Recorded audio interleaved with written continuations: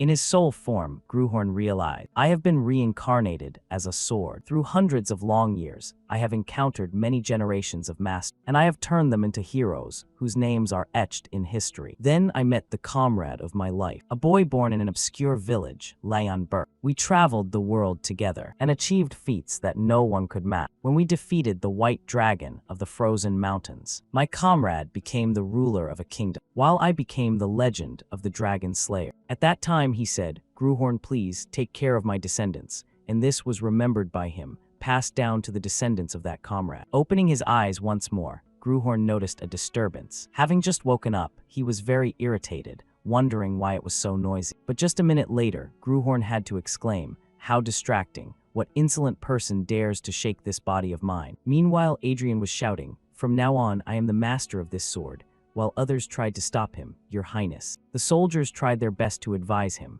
this is an object that no one but His Majesty is allowed to touch. Please return it to its place. Hearing this, Gruhorn was surprised. What, a prince? He immediately looked at Adrian, thinking, this pig. On the other hand, the boy continued to cause a scene. Shut up. There is nothing in this country I am not allowed to touch. This made it hard for Gruhorn to believe. This is impossible. He then quickly activated his judgment. I must check this with my own power. When the information panel appeared, Gruhorn was truly speechless. Seeing the name Burke, he was indeed the descendant of his comrade, however. He found himself exclaiming in doubt, does a descendant of the Sword Saint really have this kind of potential? While Adrian was grumbling, as long as I have this, both His Majesty and those noble. His tone became resentful, will no longer be able to ignore me. Seeing this, Gruhorn felt even more contempt. What a ridiculous guy, daring to babble such random words. But the boy, not knowing, shouted, O great dragon slayer, lend me your strength. Gruhorn immediately replied, are you crazy? Why would I lend strength to someone like? Despite that, Adrian continued to scream arrogantly, Gruhorn. He kept swinging it wildly, terrifying everyone. Gruhorn, Your Highness, please be calm. You are not allowed to draw a sword in the royal palace. But he responded with anger, shut up, how dare you order me? Do you want to die? While running, he threatened, once I have the power of Gruhorn in my hands, you trash will. At that moment, Adrian's body suddenly swayed, and by pure accident, the blade pointed back at him, and in an instant, the sharp tip drew closer and closer. The next second, the faces of the soldiers went dark, while Adelia quickly covered her mouth to stifle a scream. The next second, panic shouts rang out, Your Highness. Amidst the situation, Gruhorn also panicked, no. While they rushed to tell each other, call the royal physician immediately. And when looking at Adrian again, he realized, is the one stabbed by the sword this bastard? Suddenly, Gruhorn's consciousness faded, his vision blurring. Although unwilling, he could only think, at this rate, I'll pass out for the first time in my life as a sword. If Prince Adrian ascended the throne, this kingdom would have no future. He inherited not a single drop of royal talent, but was the most arrogant. He had no ability, yet his greed was the greatest in the kingdom. He was a stupid, lazy, and cruel pig. That was first Prince Adrian Burke. Like a dark cloud covering the kingdom's future, after the prince was stabbed and wandered near death before waking up, a strange rumor began to spread. The servants began to gossip about Prince Adrian. Lately, he seems to have changed a bit, right?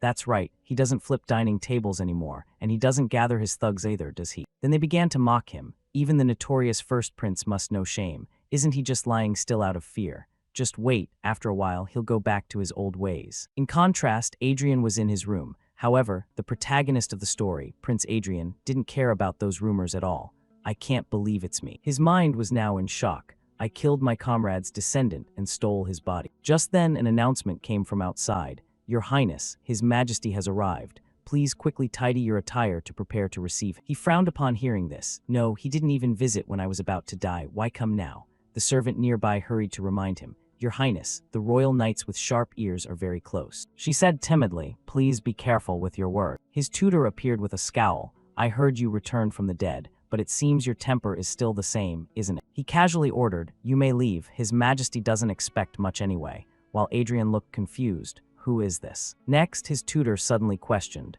we still have a teacher-student bond, yet now you're pretending not to know me. This allowed him to guess, is he this pig's teacher? While the man continued to call, Your Highness. Adrian replied hesitantly, my memory is a mess. I feel like I remember who you are, but then again, maybe not. He immediately showed a look of disbelief. What? Don't tell me. Just then, a voice interrupted them. His Majesty the King has arrived. Even so, Adrian remained indifferent, the king. He lazily thought to himself, so he must be this bastard's father. But he quickly widened his eyes in shock. He's better looking than I thought. Before Adrian, the emperor stood coldly. I thought as time passed, the lion's blood had been diluted into dog's blood. He acknowledged it himself, but looking at the king, maybe not. The emperor then spoke up. Seeing how you don't even bother to greet your father, it seems surviving an encounter with the Grim Reaper hasn't changed who you are. His tutor immediately reported the news. Your Majesty, I have just heard that His Highness's memory is incomplete. A soldier hurriedly exclaimed, "Oh my, what a disaster. Why didn't the royal physician report such a serious matter? Summon the royal physician to examine His Highness immediately." Afterwards, Adrian was examined by the royal physician again. However, he remained certain. I find no abnormalities in His Highness's body. Then the physician offered a diagnosis. However, it is possible this is a temporary condition caused by mental shock. The emperor suddenly murmured, "Memory loss." While he felt worried, did he realize? But the emperor mocked him. How convenient. If you say you don't remember anything now. The emperor continued to criticize directly. Does that mean everything you've done until now never happened? Before he could understand, he continued. Sometimes people make the wrong choices. They can commit acts condemned by the whole world. If they then realize it and never repeat the same mistake, that can be called a learning process. With disappointment, the emperor growled, "But you have forgotten all of it." Furthermore, he reproached him. Since it's as if it never happened, you haven't taken a single step forward from your past mistake. Finally, the emperor declared, "And in the future, you won't be able to progress either." His tutor hurried to intervene. "Your Majesty, please calm your anger." Even so, Adrian was quite shocked. "He's insulting me right to my face." Seeing him turn away, he cursed silently. "Damn it, I've really stepped in it. Forget being treated like a prince. It seems I'm not even considered human." Then Adrian looked back at this body. Just what kind of life was this kid living? Just then, he was suddenly pulled along. "Adrian." The queen embraced him and comforted him. "I've heard everything. You must be very confused. Your memory will return soon." She even tightened her grip. "No, that mediocre past. What if you don't remember it?" Next, the queen said gloomily, "I can't believe your beautiful face has become so haggard, my poor son."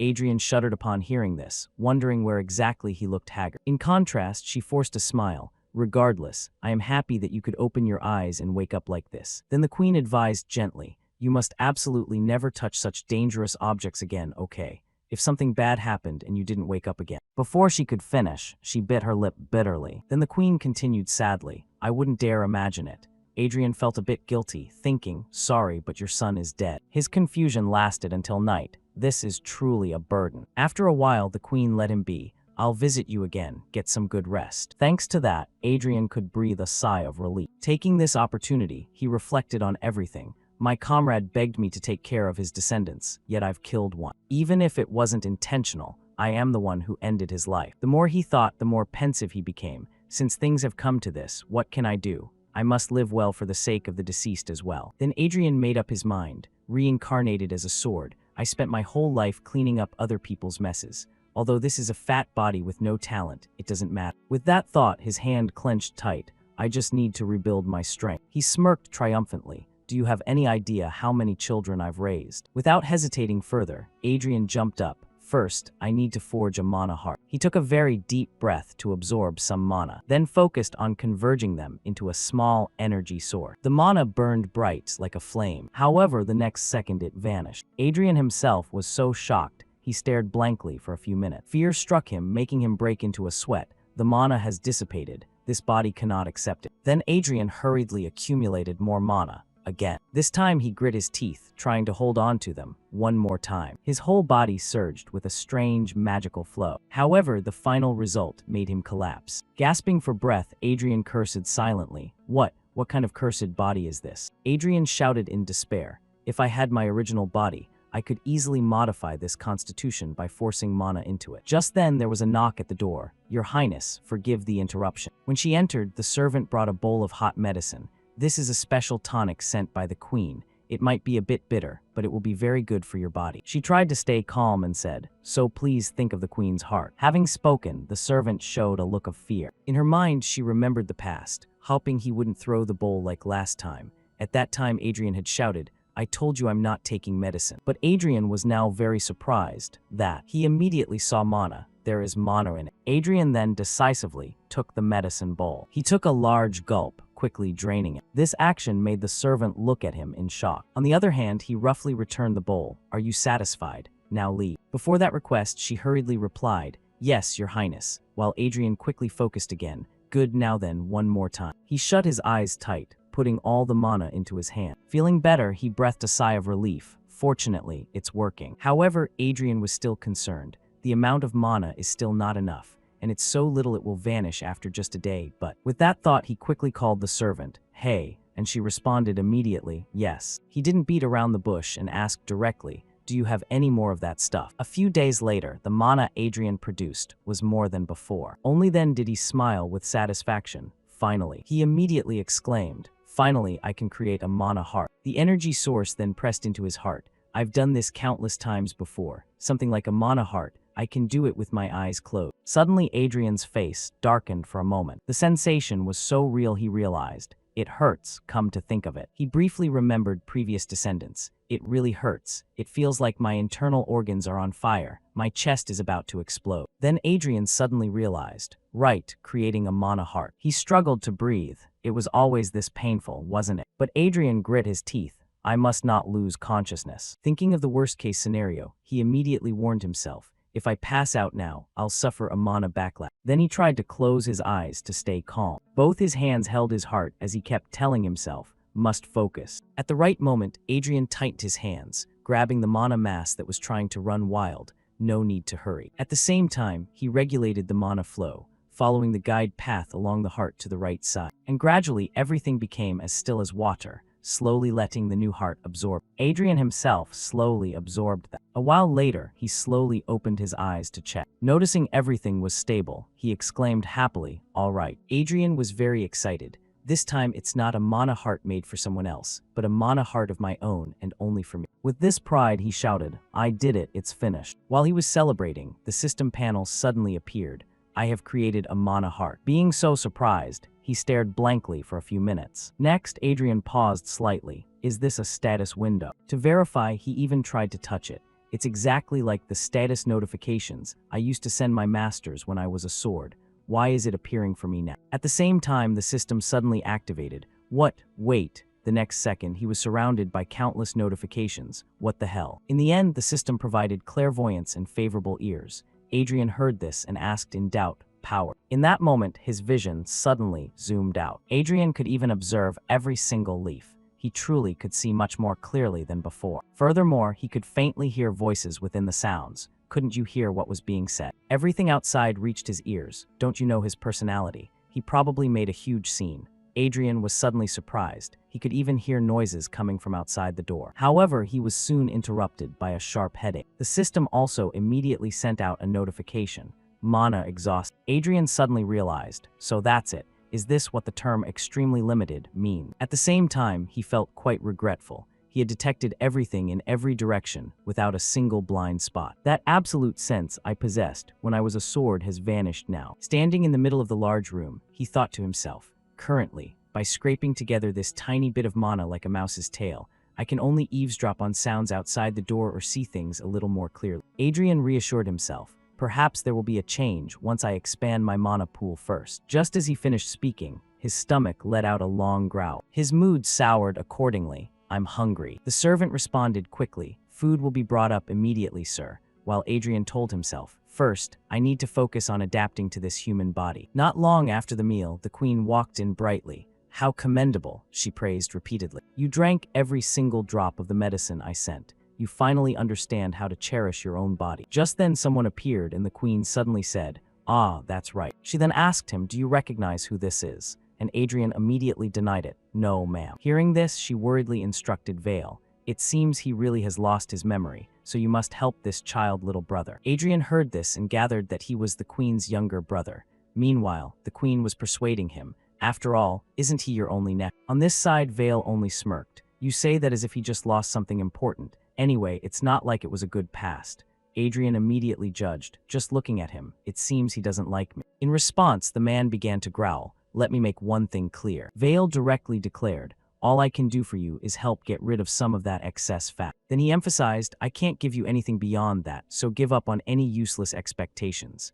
The queen hurriedly nodded. That's more than enough, sir, though he still reminded her, don't forget that feeling. Amidst this situation, Only Adrian remained bewildered. And facing Adrian was a terrifying glare from Vale. When they reached the training ground, he pushed him down with his bare hands. Next, Vale announced sternly, "From now on, eating, drinking, breathing, you must have my permission for everything.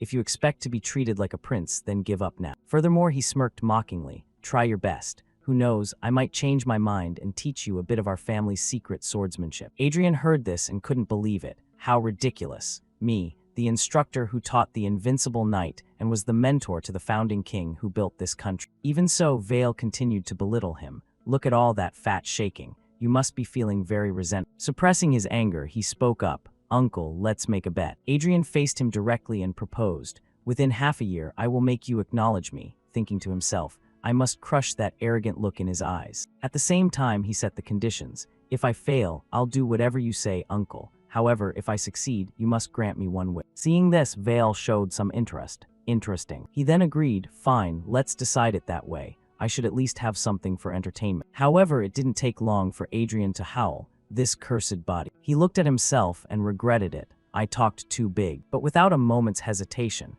he immediately channeled mana into his legs. While running, Adrian thought, "I have to use mana. For now, I'll focus on burning the excess fat throughout my body." As soon as he sensed it, Vale was startled. "That brat, don't tell me." Just like that, he rushed to stop him. "Adrian, you." Vale intentionally slowed down to observe the mana flow around him. Next, he hurriedly asked, "Did you actually create a mana heart?" As for Adrian, the corner of his mouth quirked up. "This thing." He then bragged intentionally, "Yes, I just created it a moment ago. What's wrong? Do you regret the bet already?" However, the response was a scolding. "What the hell were you thinking, creating a mana heart like that?" Vale hurriedly questioned further. "No, setting that aside, where on earth did you learn to forge a mana heart? Look at you. It seems you don't even know what you did wrong." Adrian, on his part, was very confused. A mana heart. But the next words left him shocked. "It's a crude technique that only low-class mercenaries learn." The words stuttered out of his mouth. "What?" Adrian couldn't help but yell out, "What did you say?" Adrian broke into a sweat.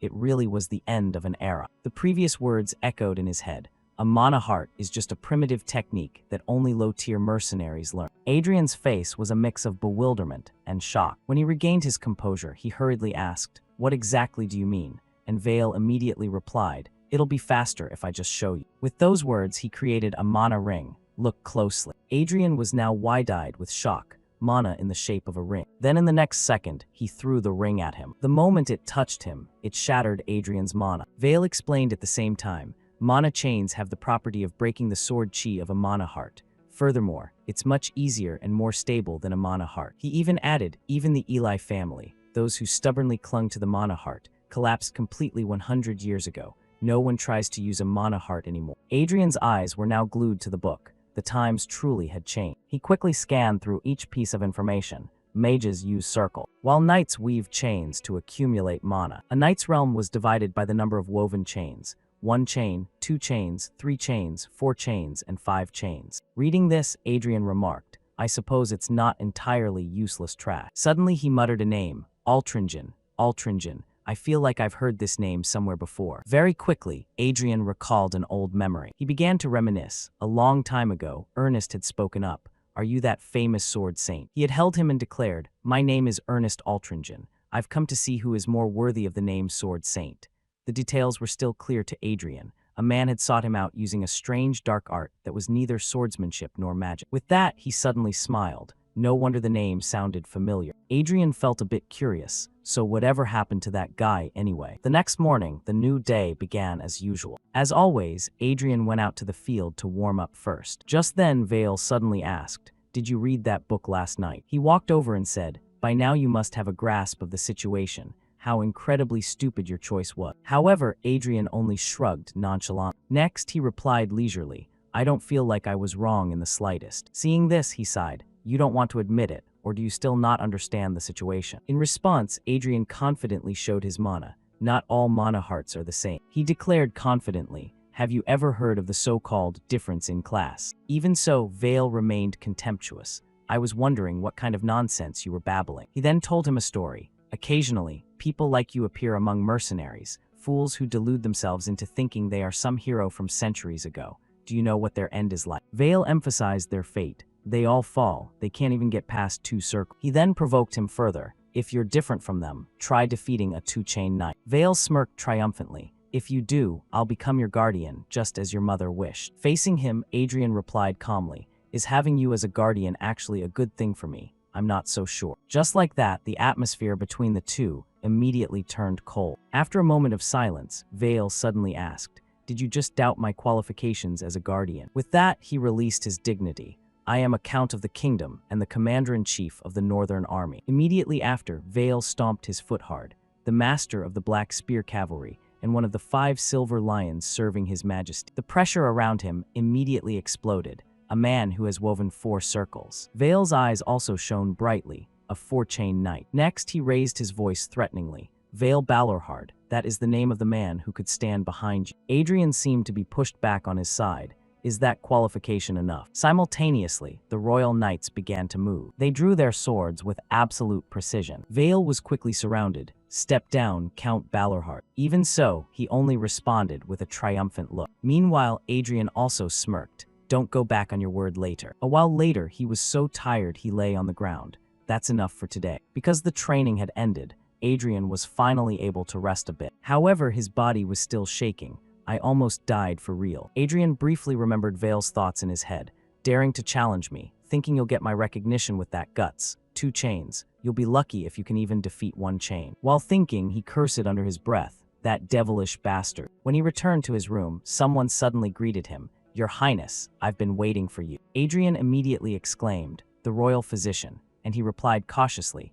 I am very grateful that you still remember this humble servant. In response, he asked in bewilderment, why are you here? The physician quickly explained, Her Majesty the Queen has ordered me to use healing magic on you. Having spoken, he gently invited him, now, Your Highness, please come this way. Yet Adrian refused immediately, no. Without any hesitation, he dismissed him. I don't need it, so get out. Next, Adrian cursed, are you trying to make all the hell I went through today go to waste? Carl looked at him with an apprehensive expression. A few days later, it was a day like any other. However, Jillian burst in aggressively. Oh, royal brother, you're here too. As soon as they met, he acted arrogantly. Adrian, who was in the middle of a meal, had to stop. Stuffing the last bite into his mouth, he wondered, who is it this time? Just then Carl reminded him, that is the 3rd prince, Your Highness.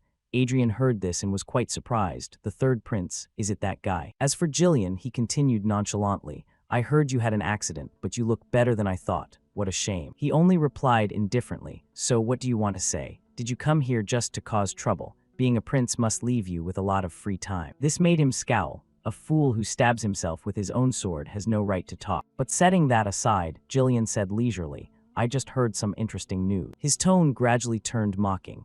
I heard you made a bet with Count Balorhard about fighting a 2-chain knight. At the same time, Jillian smirked. Without any hesitation, Jillian proposed, how about it? What if your opponent were me? After that challenge, Adrian only nodded. So that's how it is. Even so, he was quite annoyed. Just what is that guy's deal? Why are the descendants of the Leon Burke family all like this? Now Carl explained again. 3rd Prince Jillian has been famous for his swordsmanship talent since childhood. He asked back in surprise, what, that brat? To that question, Carl recounted. He wove 2 circles when he was only 14. It truly was fast.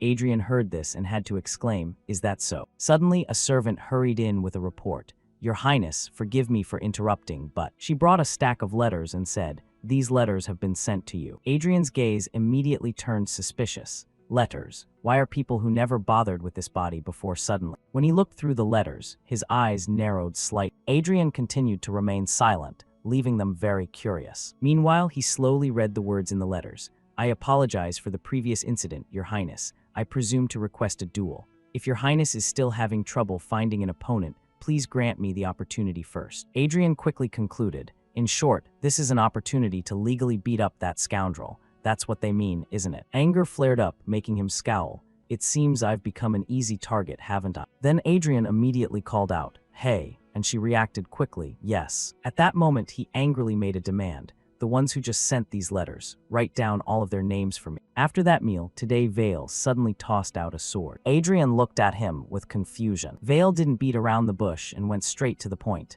Pick up the sword. Next he explained, you have to know at least a little bit of swordsmanship for the bet to be worth anything, right? I don't want to hear any excuses that you lost because you weren't taught the basics. Seeing this, he picked up the sword and thought, he could have just handed it to me nicely. what a weird personality. Just then, Adrian suddenly shuddered. His whole body began to ache. Muscle pain is the worst, and Vale quickly noticed. Wait a sec. He held him back and asked, you're not accepting healing magic. In response, Adrian replied in surprise, as a knight, you should know this well, shouldn't you? He pointed out the issue nonchalantly. Healing magic only restores muscles to their original state. It doesn't help them develop. Vale heard this and nodded in understanding. Right. After that, he returned to his stern expression, saying, anyway, that's not what I intended to discuss today. Vale instantly drew his sword. I won't repeat this many times, so watch very closely. He simultaneously channeled mana into it, explaining, this is the technique that the kingdom's knights learn to build their foundation. The kingdom's training sword. For a fleeting moment, the sword's movements slowed down. Then at the perfect timing, Vale's eyes widened sharply. Each sword stroke was immediately unleashed with absolute decisiveness. Furthermore, he spun around, swinging the blade to the left. Next, he shifted directions, delivering a slash to the right. Finally, he gripped it firmly and raised the sword high. In the finishing move, Vale struck out with a blow that tore through the wind. The dust and debris around him were instantly blown away by the path of the blade. Meanwhile, Adrian stood there, his jaw dropped in utter shock. Gradually, he opened his mouth to ask, just now, did you just say that was the swordsmanship knights learn as a foundation? Because he had been found out, Vale clicked his tongue in silent irritation. But he quickly admitted it. Since it's training swordsmanship, it might lack a bit of sharpness, but it's very faithful to the basics, so there's no better style for a beginner. Though with your talent, it might even be a bit much for you. As soon as he finished speaking, Vale suddenly heard a laugh. Over here, Adrian was clutching his face and laughing out loud, thinking that no matter how much time passes, he remembered his old memories, the Dragon Slayer, the great swordsmanship that once decapitated even the mad dragon. As he thought about it, he found it hard to believe it was being considered a mere training technique. Meanwhile, Vale spoke up to remind him, of course, this alone won't be enough to win the bet. After you master the basics, you can beg your mother to hire another teacher but Adrian interrupted him immediately. There's no need. Adrian flatly declared, I won't learn any other swordsmanship because this alone is enough. Faced with that look of determination, Vale raised an eyebrow slightly. Finally, he just said indifferently, do whatever you want. And so, Adrian continued to practice his sword swings repeatedly. At the same time, he reflected on how the fact that the Dragon Slayer style was now seen as a common training technique. Adrian looked up, his face drenched in sweat, thinking that while he didn't want to admit it, it was probably just a natural phenomenon. He soon realized one thing. It was because the Dragon Slayer style was now missing the actual will to slay dragon. Next, he concluded that those who threw away the mana heart and forgot how to channel their will into the blade simply wouldn't have the eyes to recognize the true value of a Dragon Slayer. At that moment, Vale suddenly blocked his sword. This unexpected action left Adrian stunned. On the other hand, he gave some dedicated guidance. Power doesn't flow into the sword just because you tense your arms. Have you forgotten what I taught you already? While instructing, Vale tapped his stomach. Concentrate your power here. Next, he struck Adrian's legs firmly, and your legs too. That bit of pain made him drop to his knees, as he was told that he must circulate force correctly through his entire body to use the sword. Even so, he listened intently, thinking, right. Adrian quickly stood up, although his current body was just a weak and clumsy shell that couldn't even manage a knockoff version of the Dragon Slayer style properly. With pure determination, he gripped the sword, vowing to prove that the Dragon Slayer style wasn't just some obsolete scrap metal to be tossed aside like a worn-out shoe. Over the following days, his footsteps grew stronger. 1 day, 2 days. Today, Adrian continued his running. 3 days. After running, he practiced basic sword swings. A week had passed. Furthermore, he never stopped his mana training, and then a month passed. At the moment he was pushing himself, the system suddenly reported his progress. Adrian stopped immediately as it continuously updated. Along with that, his posture became more refined. His sword lines became much sharper and more agile. And the more he practiced, the more excited Adrian became. He unconsciously immersed himself in it.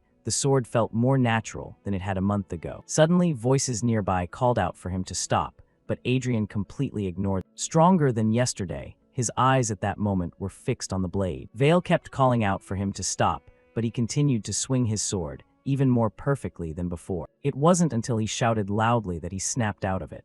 Didn't you hear me tell you to stop? His sword simultaneously shattered into pieces and fell everywhere. Under the pouring rain, only 3 people remained on the field. In Adrian's hand, red blood began to spread. It even dripped down, staining the rainwater. Only then did Adrian look over blankly. Uncle. Then his eyes unconsciously looked forward. To Adrian's sight, the wooden post had been charred to a crisp. Under the cold rain, the wooden pillar was still radiating heat. Because he was so surprised, Adrian stood frozen to the spot. Vale beside him exclaimed, "You idiot, training on a day like this. If that were a real sword, you wouldn't be alive right now." That scolding made him look back slowly. Only then did Adrian notice his calloused hands. Next, he heard the system announce that hyperfocus had been created. Unable to hold back his emotions, Adrian suddenly burst out laughing. But exhaustion immediately set in. If he focused 2 more times, he thought he might just drop dead from the strain. Carl saw him collapse and rushed over, crying, "Your Highness." In contrast, Vale was looking at Adrian with a suspicious gaze. Even though he had fainted, he still muttered to himself, "Stupid brat." Time passed quickly, and after a while, Adrian opened his eyes. As soon as he woke up, he sat bolt upright, wondering if he had just passed out. By now, he sighed wearily to himself, not knowing where the limit of this body was. As a sword, he had achieved every possible feat in the world. An anonymous war hero, a sword saint, a mercenary king, and a founding contributor. Leading wars to victory and raising the level of both body and spirit, I guided the path for heroes. Gruhorn, a wise advisor and an excellent teacher, yet an existence that always stood on the sidelines like a third party. Returning to reality, Adrian observed his own burnt hand. He recalled the feeling from before. That was why he swung the sword until he reached that realm, obsessed with the sensation of making all the sweat, effort, and labor his own. Adrian's hand clenched tight. At this rate, this weak body would soon collapse, so he needed to balance his mind and physique. With that thought, he quickly closed his eyes. It had been over a month since he formed his mana heart, and he had accumulated quite a bit of mana since then, so he could probably move to the next stage soon. As soon as he finished speaking, the mana flow began to rise. His mana heart simultaneously became clearly visible. The fire surrounding it immediately burned brilliantly,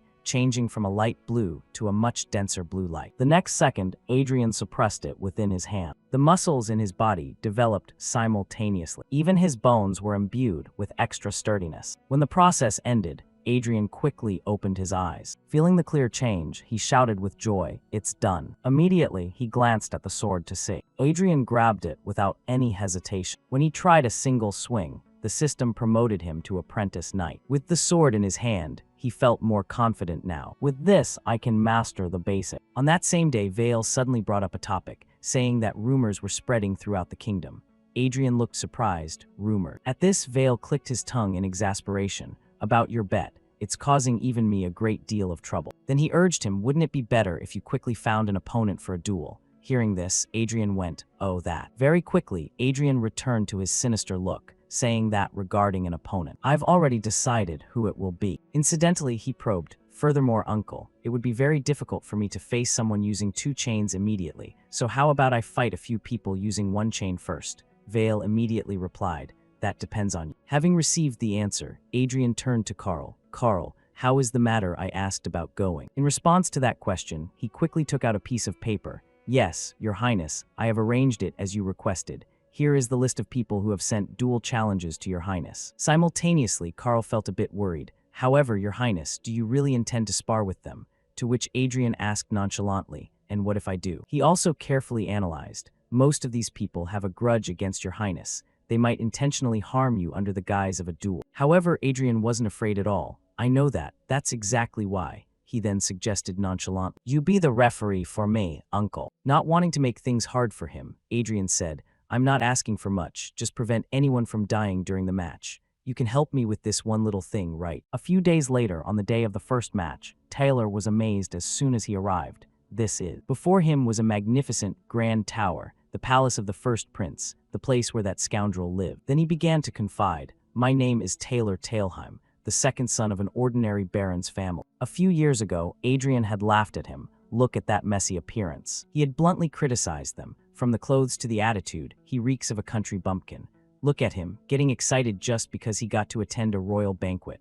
This was what made him resentful. My father and brother suffered an indelible humiliation from that rogue prince. Taylor's gaze turned dark. The family honor fell into the abyss, and my father and brother became the laughingstock of the nobility to this day. Adrian Leon Burke. Then he stepped onto the field with determination. "Today, I will make you pay dearly for that day. Greetings to Your Highness, First Prince Adrian Leon Burke." Taylor introduced himself in a low voice. "I am Taylor, the second son of the Tailheim family. I am a 1-chain apprentice knight and the heir to the Tailheim family swordsmanship." But in response, he only exclaimed, Good grief, why so formal for a spar? It's not an official duel. Adrian even wondered, by the way, is he really a knight? He looks so weak. This time Taylor was also furious. Just like the rumors, he was rude, arrogant, didn't know his place, and lacked common sense.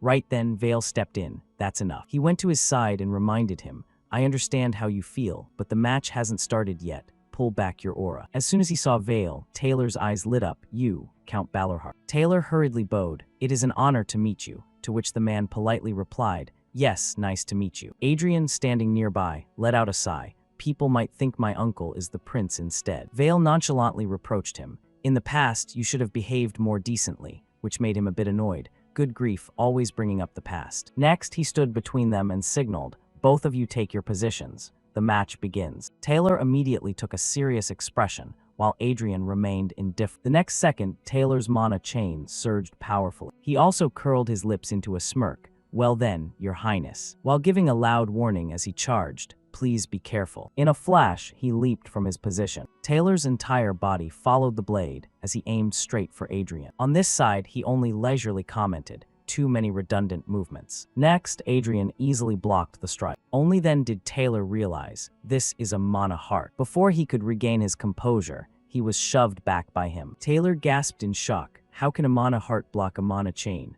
On the other hand, he was telling himself, is it because he only has one circle? Adrian began to circulate his mana. It only feels a bit tingly. The change in atmosphere made him surprised. The soldiers were also astonished by the sound coming from the sword. That is. As for Vale, he quickly recognized it. Sword resonance. In the midst of that, Taylor suddenly muttered, impossible. In a fit of rage, he ran in to attack. This cannot be happening. Because of the sudden action, he was a bit startled. However, Adrian quickly defended in time. The opponent was frantically unleashing moves, forcing him back a step, and immediately after, the blades clashed violently again. The difference in power caused Taylor to slide back across the field. By now, both were momentarily separated, each breathing heavily. Adrian thought to himself that they said circle mana is incompatible with mana hearts, and that saying truly was correct. While touching his heart, he smirked. I feel like a mana backlash could happen at any moment. Then he spoke up, by the way, you said you were the second son of Baron Tailheim, didn't you? This time, Adrian directly provoked him. You need to cool your head a little bit. Having spoken, he quickly closed his eyes, focus on the senses. His vision immediately changed, pushing Adrian into deep water. Seizing this opportunity, he reached out his hand, wake up. And Adrian grew closer and closer to the evil dragon, whether it was a demonic sword or a holy sword, or countless other names. The moment he touched it, a brilliant light flared up. A part of my soul, the sleeping evil dragon, snapped its eyes open simultaneously. Adrian gradually merged with it, absorbing the sword's memories from its most recent activation. He took in the essence of a heart, specifically crafted for the purpose of slaying dragon. Along with a system notification, the dragon slayer's heart gave a single throb. In a split second, Adrian's eyes turned a fiery red. The evil dragon now enveloped him, its power forged entirely for dragon slaying. This was the true strength of the dragon slayer blade. As for Taylor, he felt threatened by the dragon's murderous intent. Fear washed over him, making him tremble as he wondered what on earth it was. On the other hand, Vale shouted out to intervene. Stop. However, Adrian had lost his rationality and charged straight ahead. Seeing Adrian's state, he realized immediately that the sword was extremely dangerous. Flashing back to earlier, he had made a request. Uncle, I have a favor to ask before we spar. Vale had looked over immediately and asked, what is it? Adrian had said nonchalantly, if it looks like I'm about to kill my opponent. While Vale touched the sword, at that moment, in the blink of an eye, he had closed the distance. You must be the one to stop me, uncle. Vale immediately sent Adrian flying and caused him to crash into a stone wall. He then continued to stand in front of Taylor as a shield. As for Adrian, he appeared to be unconscious after that blow. However, Vale himself was suddenly met with pointed sword. The surrounding soldiers immediately questioned him. Count Balorhart, what have you done? Depending on the circumstances, you could be charged with assassinating a member of the royalty. But he spoke up to explain, back off. I was the one who asked my uncle to do that. Carl was stunned upon hearing this, Your Highness. In response, Adrian painfully wiped the blood from his mouth, thinking, I did ask him, but still. And finally he collapsed, muttering, I never told you to knock me out. This caused them to shout in a panic, Your Highness. After the battle, the dragon slayer's heart gradually began to calm down. Only then did he breathe a sigh of relief, thinking, I really thought my mana heart was going to shatter. Simultaneously, Adrian reflected that his uncle's power was on a completely different level compared to those nameless one-chainers, and he had taken that hit head-on. With a sense of satisfaction, he smiled. Luckily, it seems there are no long-term side effects, but it still hurts like hell. He then turned triumphant, thinking that everything had worked out and he had won the match anyway. Just then Vale spoke up again. "What are you smiling at?" Adrian turned toward him, looking confused, sir. Seeing him there, he asked curiously, "What wind brought you all the way here?" Instead, Vale questioned him, "What exactly did you do?" His tone was harsh as he asked, "What on earth was that heretical sword? I never taught you swordsmanship like that." However, he replied seriously, "I was simply being faithful to the nature of the blade." That answer made him frown. How could he talk about the nature of the blade when he's never even seen real combat? But Vale gradually relaxed, realizing that the nature of the blade, as the boy understood it, was pure killing intent. No matter how brutal or unsettling it was still a reality. This time, Adrian pouted and remarked, "That's actually a surprise." He mocked him nonchalantly. "I thought you'd give me a long-winded lecture about how the path of the sword is the perfection of the blade itself, or something like that." On the contrary, Vale declared bluntly, "I am a soldier, not a knight. I am a man who walks the path of victory rather than the path of righteousness." He immediately followed up, however. Vale warned him sternly, "Your sword has gone too far. If your killing intent is too great, you won't be able to distinguish friend from foe." Seeing this, he intentionally looked away, thinking, "So that's why you're making such a scene, to fix it." At that moment, he also declared, "I will be watching you. I'll see if you end up being devoured by the demon in your own heart." After the 3 days of sparring ended, the sword suddenly tapped hard against the ground. Adrian unexpectedly started a conversation. "You said your name was Taylor Tailheim, right?" He offered some sincere praise. "You did well over these past 3 days." Adrian thought to himself that the boy had to parry sword strikes filled with unrestrained killing intent for 3 whole days. He truly had endured a lot. Then he continued to speculate, "But it's a bit of a shame, isn't it? I bet you'd feel better if you had beaten me at least once, but you couldn't." Taylor only stammered on his end, "That." Before he could respond, Adrian called someone over. "Bring that here." With a chest in the maid's hands, Taylor was surprised. "Your Highness, what is this?" He quickly explained, "I heard I did some terrible things to you in the past. I don't know if this will make up for it." Adrian added a message, "But take this back to Baron Tailheim. It's nothing much, just some gold and a letter." Once finished, he left coldly. "Now go and have a safe journey." Adrian told himself he had no obligation to clean up the mess that bastard made, but then Taylor exclaimed, "Thank you, Your Highness," and he kept convincing himself, "Anyway, if you make someone work, you have to pay them fairly." And just like that, the rogue prince's sparring match became the talk of the kingdom. His own arrogance had dug his own grave. Many people gossiped excitedly. "The first prince will surely pay a heavy price for his past mistakes. I wonder how much humiliation he'll have to endure." However, despite waiting for many days, the news everyone expected never arrived. When questioned, Taylor looked quite surprised. "You're asking how the match went?" Along with him, countless people recounted excitedly. "It seems there's been a misunderstanding. The first prince isn't nearly as bad as the rumors say. Both sides did their best in the match, and that was it." Threatened, "I simply came to understand His Highness's heart." This left most people wide-eyed in shock. What is this? The royal family must have silenced. Only Adrian slammed the table in anger when he heard this news. "Silenced? My foot." He shouted irritably. "They're only keeping their mouths shut because they're embarrassed that they lost to me." He even muttered, "These nobles must have too much time on their hands. They should do something more useful." Vale, nearby, chimed in mockingly. "Are you really the one to be saying that?" Adrian ignored him and immediately looked at the person he had just sparred with. This time he gave a careful threat. "When you go out, remember to spread the actual results of the match too, got it?"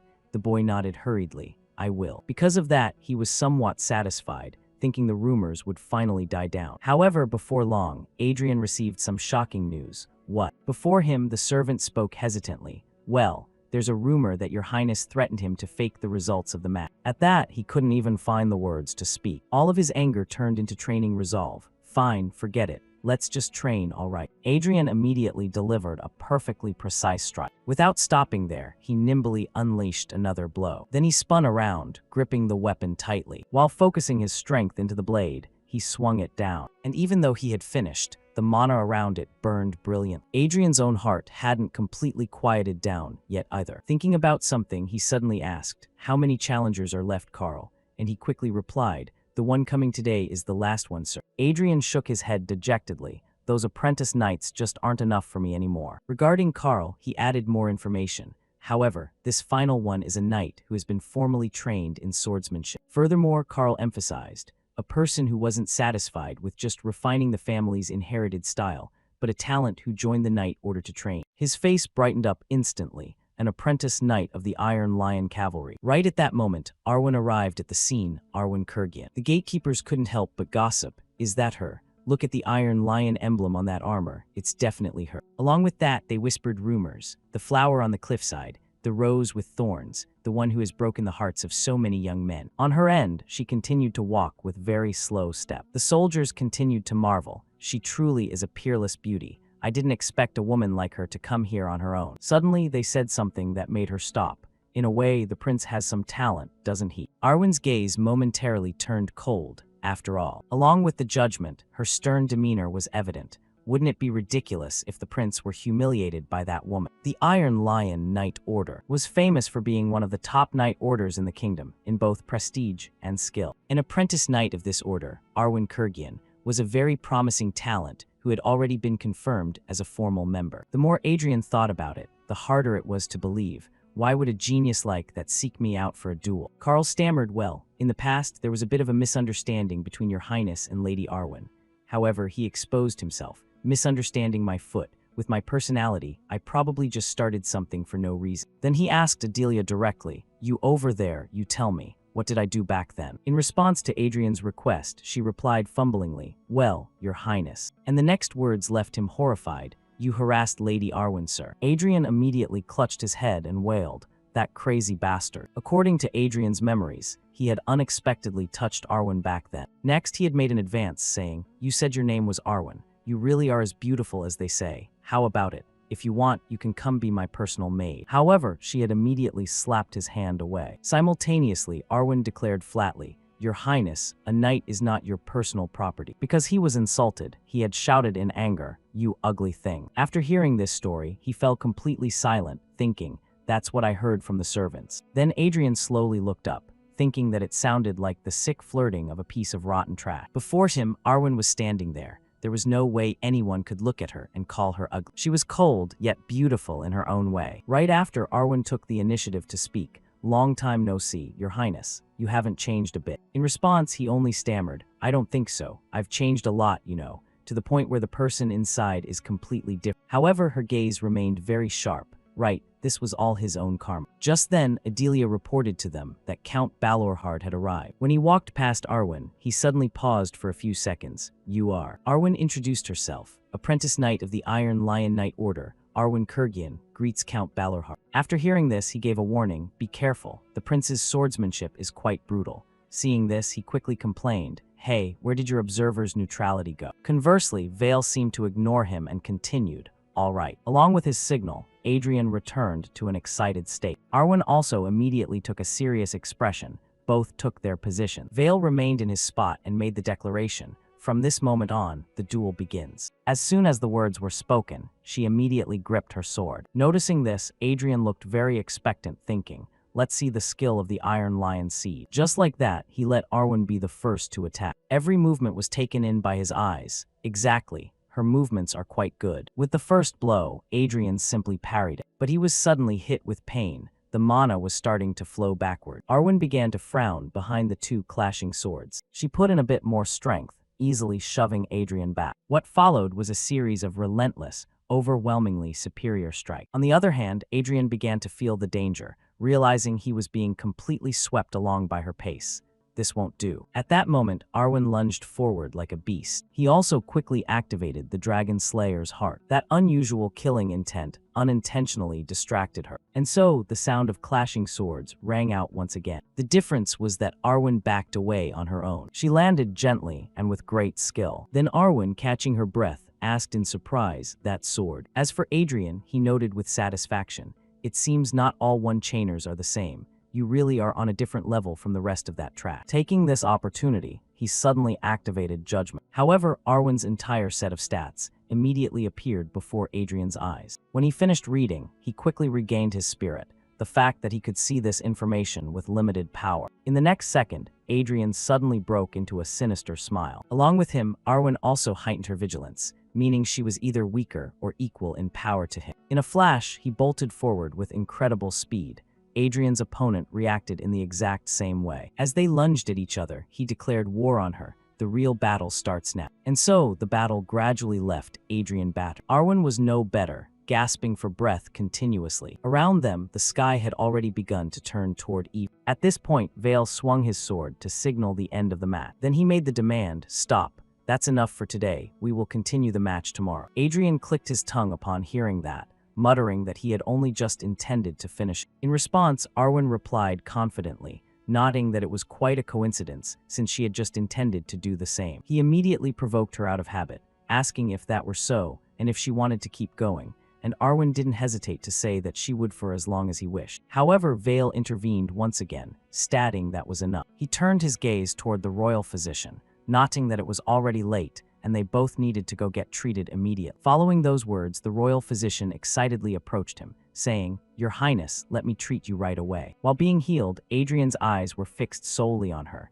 noticing that she had bruises in certain spots as well. He didn't bother to hide it, observing Arwen directly. As if noticing his gaze, she glanced back at him. However, they both chose to ignore it and simply brushed past each other. Simultaneously, they both shared the same thought: "I absolutely will not lose." In the following days, the soldiers began to gossip about how no one could determine a winner or loser. One person wondered if this was already the third day, while the person beside him marveled, admitting that they were quite surprised. He lowered his voice to whisper that while he had heard much about Lady Arwen's skills, the first prince's skills were equally impressive. Finally, they turned their attention to the training ground, hoping that they would finally see a result today. At that point, Adrian suddenly suggested that before they fought the next round, he had something to say. Arwen immediately deduced the situation, telling him not to say he intended to apologize now. She sternly stated that she would not accept an apology. In response, Adrian only nodded, saying he understood that she wanted to use her own strength to reclaim her wounded self-respect,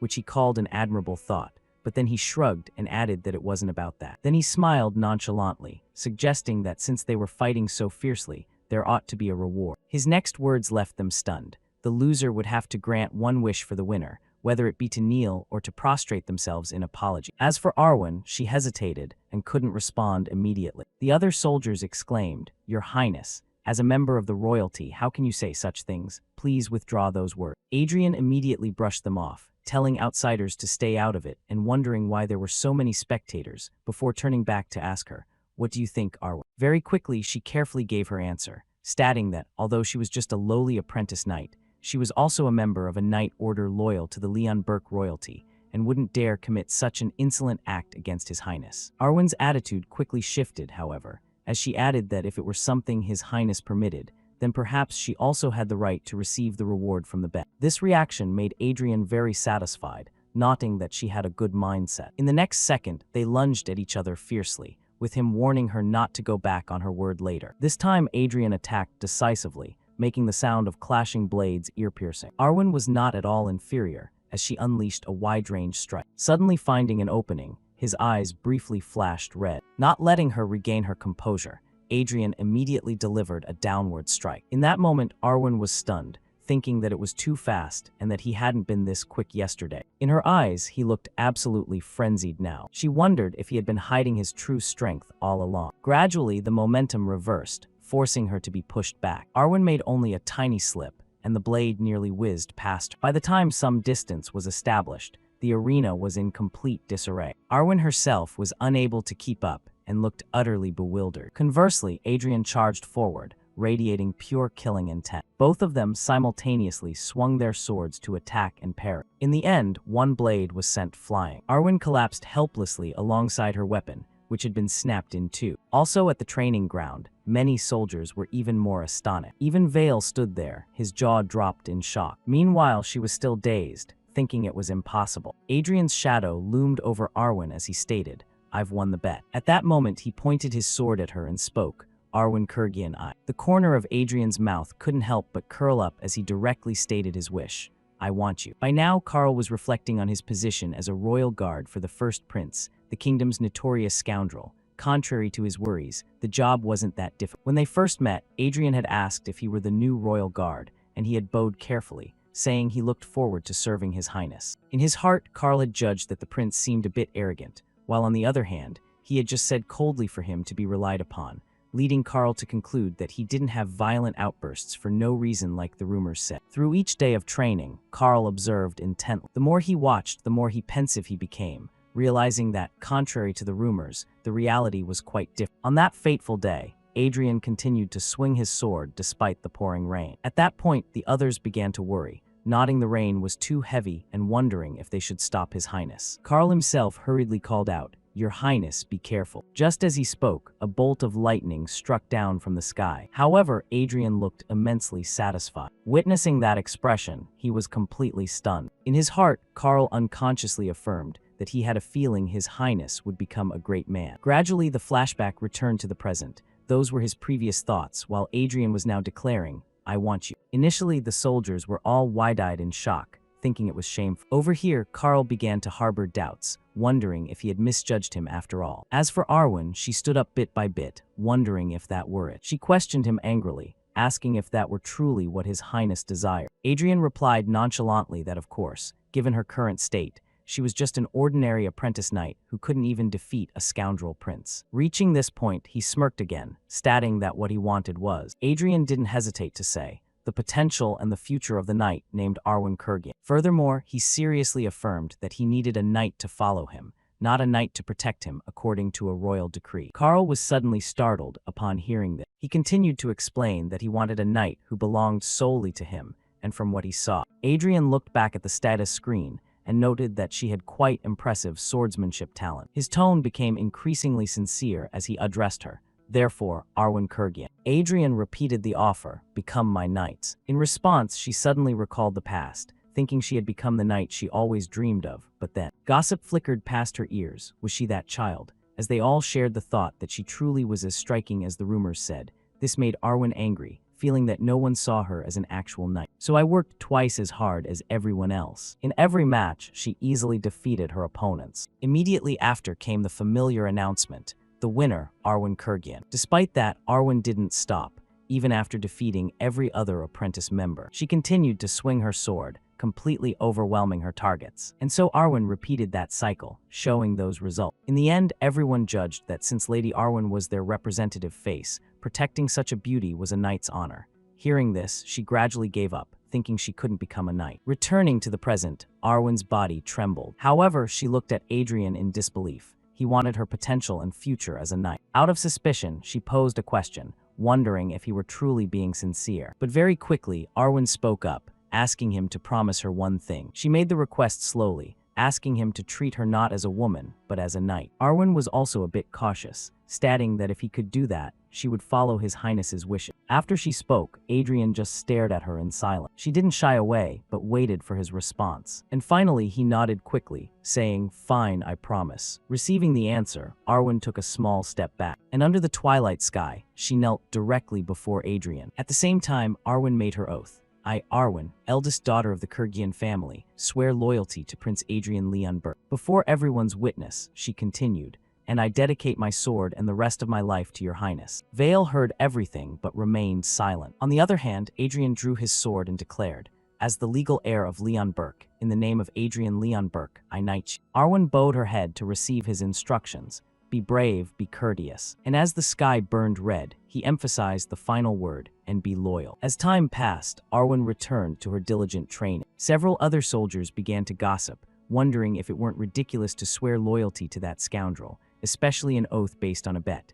They felt they had to cancel it somehow, while the other only shrugged, nodding she had refused their help. Then the information suddenly became even more distorted. "Good grief, from what I've heard, isn't there something fishy going on? Could there be a relationship with the prince? Perhaps he couldn't publicly make her his mistress for fear of his reputation, so he used a knight's oath as a cover. It was strange from the start. Why would she go to a shady match organized by that scoundrel?" When the news reached Adrian, he barked, "This is madness. Am I some kind of villain?" He even shook with anger, asking if he were really the worst piece of trash in the world. Karl just watched him silently from the side. Suddenly he called out softly, "Your Highness." Karl immediately went to the point, mentioning what he had said that day, but he didn't understand yet, asking when. Seeing this, he reminded him of the final duel a few days ago. Adrian remembered his words about not wanting a guard by royal decree and went, "Oh, that." He quickly explained, asking if that made him uncomfortable, stating it was the truth. If a royal decree ordered him elsewhere right now, wouldn't he go? Then Adrian began to tease him, saying that if he wanted to, he could make an oath later too, Carl. On the other hand, he hesitantly asked if he would accept if he said he would make that oath. However, he immediately shook his head, no. Simultaneously, Adrian was blunt, saying he didn't want him,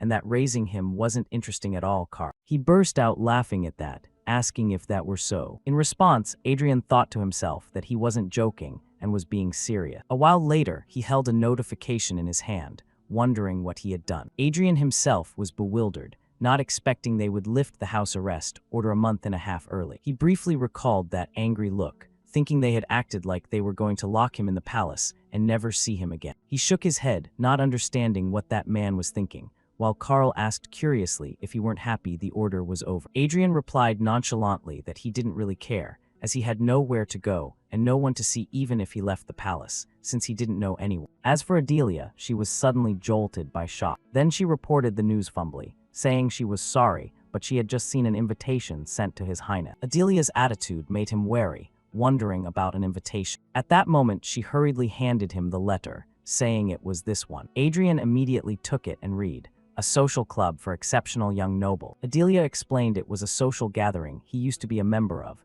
This time he showed genuine surprise, asking me. Next he wondered if it were a strange place. To this question, she looked quite confused. Adelia hesitantly recounted that, for a woman like her, the refined tastes of young nobles were incomprehensible. In response, he flatly dismissed it, thinking it was just a gathering for drinking and women, and saying to forget it since he was too busy with training to go to such a useless gathering. Suddenly, Adrian's eyes caught something. On the other side of the letter, a person named Eli had written a sincere message. Then he gradually looked concerned, murmuring the name Eli. He immediately recalled the information, remembering it was a name he knew. According to his uncle, they were the family that had stubbornly pursued the Mana heart to the end and finally declined 100 years ago. Finally, Adrian made a different decision, saying he supposed he should attend, and Adelia quickly accepted, saying she would prepare his clothes. As for Adrian, he thought to himself that he hoped that family hadn't completely lost their influence yet. 4 months had passed since he occupied the body of the scoundrel prince and began his weight loss training.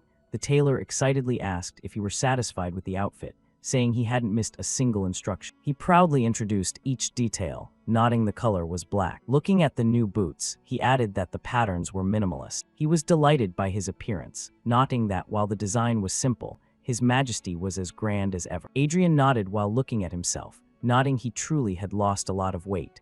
The man exclaimed that his measurements had decreased by more than half. He then casually said he would leave the palace banquet outfit to him as well. The tailor's eyes lit up, but Adrian smiled and told him to wait a bit. "My measurements will change again by then." Then he set off for the party. A few days after the house arrest was lifted, he was on his way to that damn social club for special young masters. Carl continued as his knight and was in charge of protecting him. Inside the carriage, Adrian unconsciously let out a long yawn, thinking that being a prince was an exhausting role. His mood was no better. The clothes, the carriage, the guards, everything was stiflingly annoying. Suddenly, Adrian's attention shifted. Opposite him, Adelia was startled by being pointed at. He looked at her neck and asked what that scar was from. She immediately took the blame, saying it was due to her own incompetence and that he had been right to scold. On the other hand, Adrian was starting to regret things again, wondering why he kept finding such horrific stories as he dug into this body's past. Seeing Adelia trembling, he suddenly felt curious,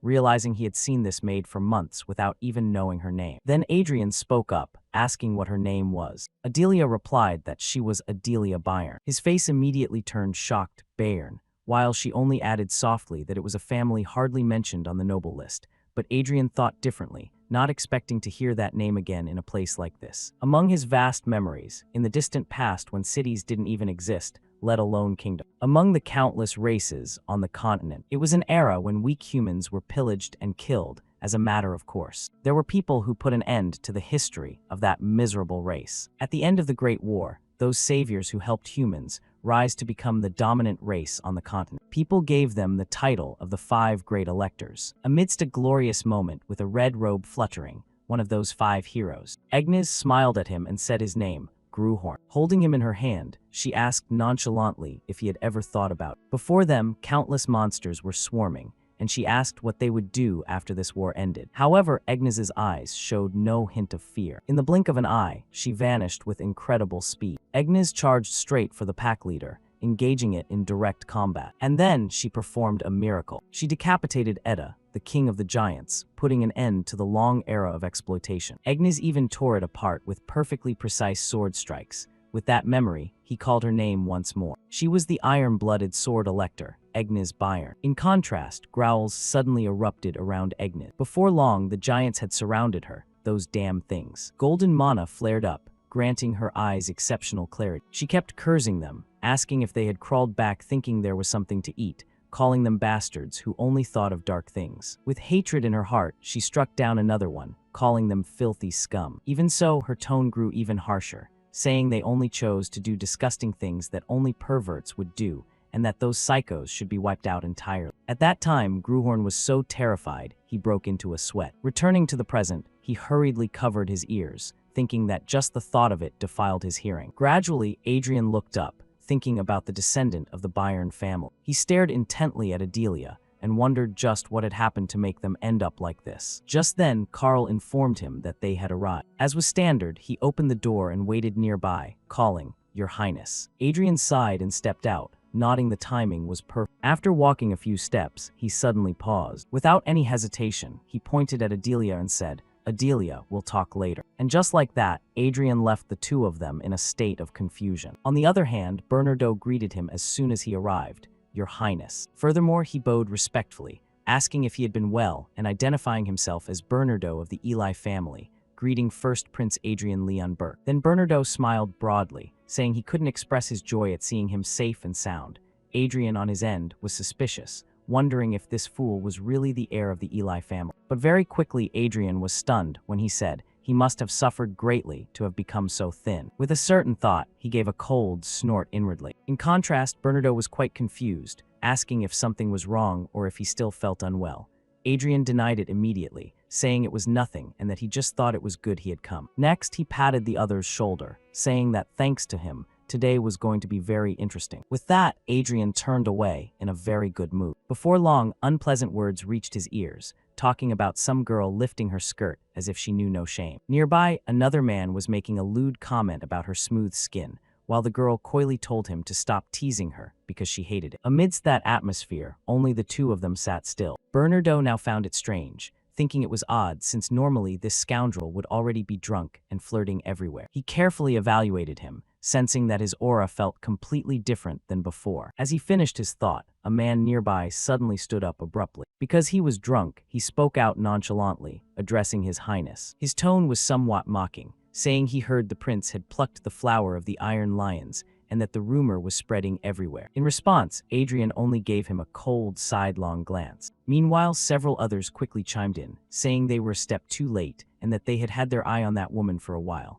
They said if they had known, they would have taken her oath first. He laughed perversely, saying she looked good enough in armor, but wondered how wonderful her body would be underneath. Right then, he suddenly asked, "Hey, do you have any siblings at home?" And the man was immediately dazed, asking pardon. He then replied, as was natural, asking if the prince had forgotten he had a younger brother. Adrian heard this and burst out laughing, saying that was a relief. While the opponent was still confused, a fist suddenly flew straight at him. What? Adrian delivered a blow that left him stunned. The unfortunate man immediately fell backward, his cheeks swelling up red. The glasses on the table shattered as a result, drenching the floor. By now, the other nobles had turned pale. Even Bernardo was frozen in shock. As for Adrian, he continued cheerfully, saying it was a relief that his family line wouldn't be extinguished. Immediately after, he kicked the man straight in the groin. A horrific scream echoed throughout the room. Adrian then declared flatly that from now on, his younger brother would be the heir. Without stopping there, Adrian continued to throw punches. This time, he aimed for the man's face as well. Witnessing this, the onlookers were completely paralyzed. As for Bernardo, he went from shock to pure terror. Adrian grabbed the man by the collar and pulled him close. Before the man could take another hit, he stammered out, "Ah, why are you doing this, your highness?" To this question, he replied slowly, "Listen closely." Adrian glared at him to intimidate him.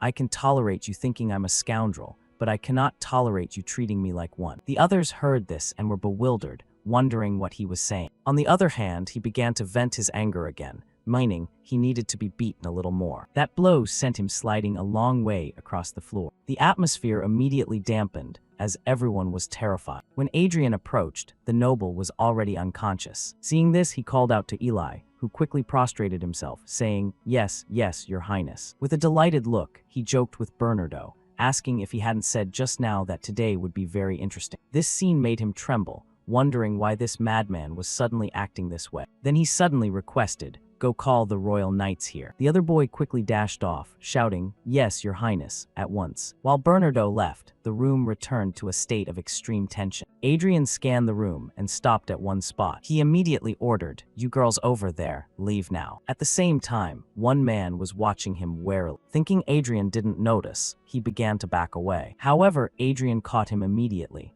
"I said the girls." He added a threat, "Leave if you want, but if you do, you'll be leaving as women." Recalling what just happened, they all stood frozen in place. Seeing everyone was being obedient, Adrian slowly paced the room. His tone was as casual as a storyteller's. "None of you bothered to kneel properly before a prince, nor did you show any respect." He reminded them bit by bit, "You mocked me to my face. And here he glared, and you insulted my knight." Still, Adrian intentionally asked, "What crime would this be in such a case?" The knight Bernardo, having returned, answered immediately, "Since they have looked down on the royal family, it constitutes the crime of lèse-majesté." The noble's face turned pale instantly. Karl continued the explanation. "Furthermore, since they challenged the authority of the royalty, it is akin to treason." He then stood strictly by Adrian's side. "Please give the order, your highness. Whom shall we force to their knees?" At this question, the corners of Adrian's mouth curled into a grin. Very quickly, Adrian provided the answer, "All of them." After the party, the emperor questioned him directly.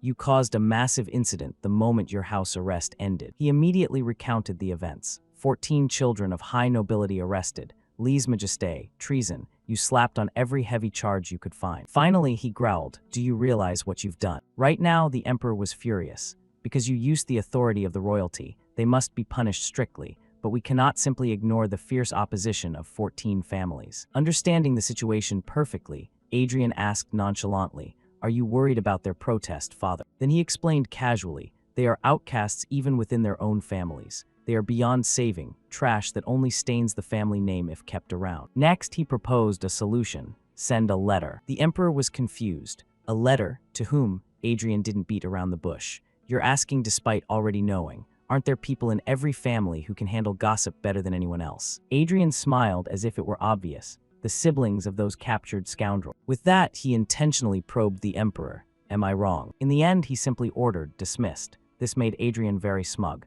Understood, see, nothing more to say, right? When he returned, Adrian tried to appear harmless. "Now, you don't need to be so tense. I won't hurt you." Adelia, on her side, trembled. "Your Highness, what exactly has this lowly maid done wrong?" This reaction made him feel guilty. That scoundrel must have tormented her quite a bit. Adrian remembered the words from before, that it was a family that struggled just to be on the noble list. He reached a quick conclusion. Even the direct descendants know nothing about the Bayern name. Glorious history erased, and peerless techniques lost. Thinking of this, Adrian felt a sense of injustice. A legendary reputation, a soaring pride. At this moment, he used judgment to check Adelia. All traces had vanished, and yet, in the next second he was startled. "Wait, hold on." Before Adrian's eyes, he saw the powers of Butcher and Berserker. What is with these traits? An image of Agnes's madness flashed by, and simultaneously, in contrast, Adelia had the fragile heart trait. Adrian gasped in shock. She possessed invincible talent, yet lacked any trait to control her own madness. Then he looked at her pensively. Was it okay to release that madness into the world? With that thought, he intentionally put some distance between himself and Adelia. Adrian quickly made up his mind. "I have to try." A plan had already formed. After all, it was S-rank talent, and conveniently there was a trait he could exploit. The skill he wanted to use was called servility, a trait that feels extreme happiness in the existence of the master one served. Therefore, Adrian suddenly spoke. "Adelia Bayern, swear your loyalty to me." In response, she was shocked. "Pardon, what do you mean by that?" However, he insisted. "I am telling you to become my knight, right here, right now." As expected, she hurriedly knelt. "Your Highness, that is not a task this lowly maid can handle." Next, he set his conditions. "You said your family was obscure. I will take responsibility for your family." Adrian's tone became serious. "In exchange, you must swear loyalty to me and serve me as your master." Having spoken, he observed her reaction. If you cannot control the madness yourself, I will hold the reins for you. Adelia asked fumbly, will you truly take responsibility for my family, sir? To which he replied quickly, that's right. Next, Adrian affirmed, if you wish, I will summon them to the capital so you can see them anytime.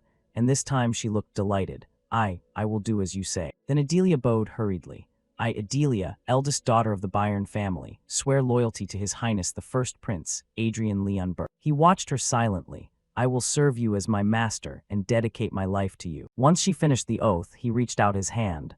Good. Adrian declared directly, from now on, you will obey my orders unconditionally. She replied immediately, I obey. In that moment, Adelia gradually revealed an unusual excitement. That reaction left him quite confused, wondering if this was actually the right choice. Ever since Adelia was taken on as his personal maid, the rumors surrounding Adrian have only spread further, with people saying the First Prince, who had been quiet lately, was back to his thuggish ways, using despicable means to force a knight into a vow of loyalty. They say he even summoned the children of the nobility, only to beat them and throw them into the dungeon. Now the word is he's even appointed a maid, who's never held a sword, as his personal knight, clearly intending to build a harem under the guise of the position. His face darkened as he couldn't help but ask himself, why is everyone suddenly so interested in me? Adrian Leon Burke had countless questions without answers. I only took on one personal knight, yet from the moment I woke up, everyone seems to have something to say. Take his dear old father, for example, Emperor Leon Burke. I'm having a headache cleaning up the mess you caused, yet here you are, drowning yourself in women. Then there was the familiar sting of that scarred man, Vale. How pathetic. Have you already given up on the bet? Even young Gillian Leon Burke chimed in with a sneer. Appointing a maid as a knight is just your style, big brother. With all these voices swirling in his head, he looked visibly frustrated. I have no idea how rumors spread this fast. Just then a maid entered to announce, Your Highness, the Queen has arrived, and Adrian Leon Burke jumped up in exasperation. Oh, come on. A moment later, Queen Leon Burke appeared, her voice full of disappointment. I thought you had turned over a new leaf, but it seems you're planning to return to your old lifestyle. She lowered her voice as if she had something difficult to say. Actually, that might be for the best. Her next words left the Prince of Leon Burke staring blankly. Once you pick a wife and settle down, you'll surely stop this wandering. Suddenly, Queen Leon Burke frowned and declared firmly, Trust me, this time, I will definitely find you a worthy wife. Having spoken, she gave Adrian no chance to reply and walked away, leaving him speechless. A short while later, he summoned Adelia Bayern to his room. So, will I have mana now too? Adrian Leon Burke smiled and nodded. That's right, a very special kind of mana. Acting on his word, a sea blue magic appeared in his palm. As soon as he stimulated the energy within Adelia, it turned to gold. Though the world has completely forgotten the sword electors, I have forgotten nothing. The footsteps she left behind, the sword dancing on her fingertip, the spirit of the sword elector embracing Adelia in its arm, and the essential element of a true swordsman, that is, the heroic throb of her very own heart. Once the mana was fully absorbed, the system displayed a notification. Adelia Bayern has sensed mana. Adrian waited anxiously for the next result. You have successfully imprinted mana onto Adelia Bayern. Mana has successfully taken shape within the body. At that moment, her eyes opened wide, filled with light. A mana heart had been created. Adelia Bayern's cheeks flushed red with shock as she whispered, Is this mana? Adrian slowly provided a clear explanation. What you just did was the method of forging a mana heart. From now on, practice it yourself whenever you have time. After these words, he collapsed to the ground in exhaustion. Your Highness. Adelia called out in a panic. Are you all right? While Adrian remained fairly lucid despite being slumped over. I can't believe I'm in this state just from creating a tiny mana heart. He struggled to sit up and shook his head to reassure her. I'm just a bit tired. Her eyes remained fixed on his back as she asked, Why would you go so far for a lowly person like me? Not letting Adelia ask further, he casually dismissed her. It's nothing, you're dismissed. Waiting but seeing Adelia still wouldn't leave, he asked, Why are you looking at me like that? To his surprise, she bowed deeply and spoke with absolute resolve. I will be loyal to you for the rest of my life. Hearing this, he was quite satisfied. Just don't forget that I am your master. Her eyes glistened as she clasped her hands tightly and replied, Yes, sir. With that, Adrian turned to leave, a chilling thought crossing his mind. I'm afraid you'll forget. His face darkened as he emphasized to himself, Truly. Time passed and several days later, Carl approached Adrian with significant caution. Your Highness, regarding Bernardo Eli. I hear he is being held by the royal guards as a witness to the recent riot. It seems no one is allowed to see him until the trial begins. This made him curious. A trial. Adrian Leon Burke looked weary. Don't tell me I have to attend this trial too. he replied. Royalty does not need to appear in court, sir. A smile bloomed on Adrian's face. That's good news. Yet he already looked bored. But a trial? They're really making a mountain out of a molehill. Noticing Adelia on the other side, Adrian had something to ask. Adelia, how is your condition? She startled for a second. Pardon, what do you mean, sir? He leaned his chin on his hand and interrogated her. Your mana heart, has it stabilized? Adelia Byron understood and replied, Yes, it has, your highness. As if receiving a signal, Adrian sat up and said, Good. Starting today, you will train with me. Go change and meet me at the training grounds. Seeing her hesitate, he gave her a dry reminder, and throw that rag away. You're a knight now. A while later, Adrian was warming up at the training grounds. Just then, a familiar voice rang out. What do you think you're doing? Vale's scarred face came into view, annoying him. Can't you see, I'm warming up. He growled and cut him off. Not you. Vale's gaze directed toward where Adelia was running at full tilt. I mean that girl over there. Understanding, Adrian looked calmer. Didn't you hear the rumors? I'm training her to be a knight. This made Vale even more furious. Is the title of knight such a trivial thing to you? Considering the current situation, how can you be so reckless? As hot as he got, Adrian's blood boiled just as much. Since when did you become such a busybody? If you hate it so much, why do you keep coming here? Right then, Adelia ran over from a distance. Your Highness. She slumped to the ground, gasping for air. 10 laps, complete. Vale immediately turned his head away when he saw Adelia look over. She looked slightly worried. Your Highness, I'm sorry, it's my fault. Adrian brushed her off and said, Forget it, take this. Today, I will only teach you the basic stance. Before he knew it, he unleashed a series of sword strikes before Adelia Byron. First, take the stance and swing the sword like this. Once finished, Adrian ordered, Try it. She gripped the wooden sword with difficulty. Like this, sir. Suddenly, Adelia's eyes snapped open. A faint sharpness appeared as she executed the sword strike quite skillfully, her footwork graceful. This left a strong impression on Vale Balorhart. Even Adrian was stunned. She copied it to that extent after seeing it just once. Having finished, Adelia turned and asked timidly, Was my stance correct? He felt a sense of unease. Wait a minute, if I let my guard down, she'll surpass me in the blink of an eye. A slave mindset means obeying the strong, not respecting the weak. I already felt uneasy because of how that scoundrel prince treated her in the past. At this thought, a grim vision appeared before Adrian. What if she surpasses me now? He glanced somberly over at Vale. He looked visibly pleased. Who would have thought she possessed such talent? He couldn't help but nudge Vale. What do you think you're doing? Adrian felt like a jealous jar of vinegar. Don't you dare covet her. Hearing this, the corner of his mouth twitched. What exactly can you give that child? You're just a novice who's held a sword for a few months. He flared his mana and emphasized, You can't control her. Those words felt like a thorn in Adrian's side. He bit his lip and thought, if it were that bastard, he would have trembled and backed away immediately. But I am not him.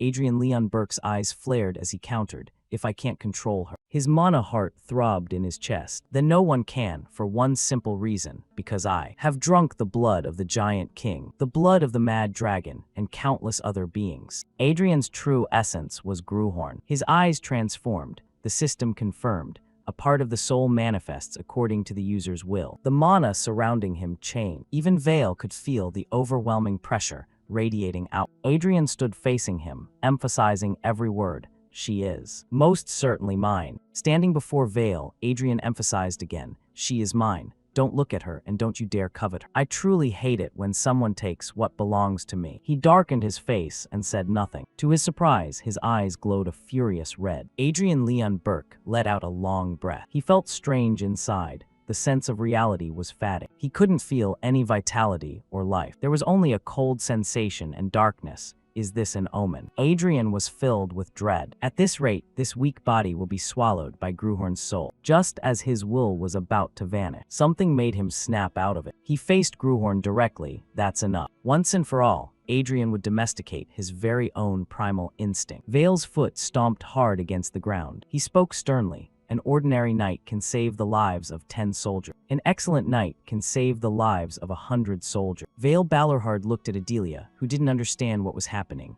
That child could save 1,000 or perhaps even more. Adrian heard this and rubbed his chin. Is that trust? For the greater good of the commander of the northern border. However, Adrian looked indifferent and said, I don't care. Vale's expectations crumbled, even if she could save countless people. Suddenly, Adelia Byron called out softly, Count Balorhard. She pounded her chest and declared firmly, My body and heart already belong to His Highness. I cannot do as you say, Count. These words left Vale unable to react for a moment. Adrian stood to the side, smugly thinking it was worth dragging his soul out. A slave mindset is forced to obey an entity of a higher rank. He took advantage of the situation and acted superior. That's what she said. And uncle, don't you have nothing left to teach me? The goal from the start was just to help me lose weight. If you want to keep coming to my palace, then stop interfering in my business from now on. He could only grit his teeth and concede. Fine. Even after that day, his uncle continued to come to the palace every single day to monitor Adelia. Though he couldn't do anything because of the ban on nagging and interference,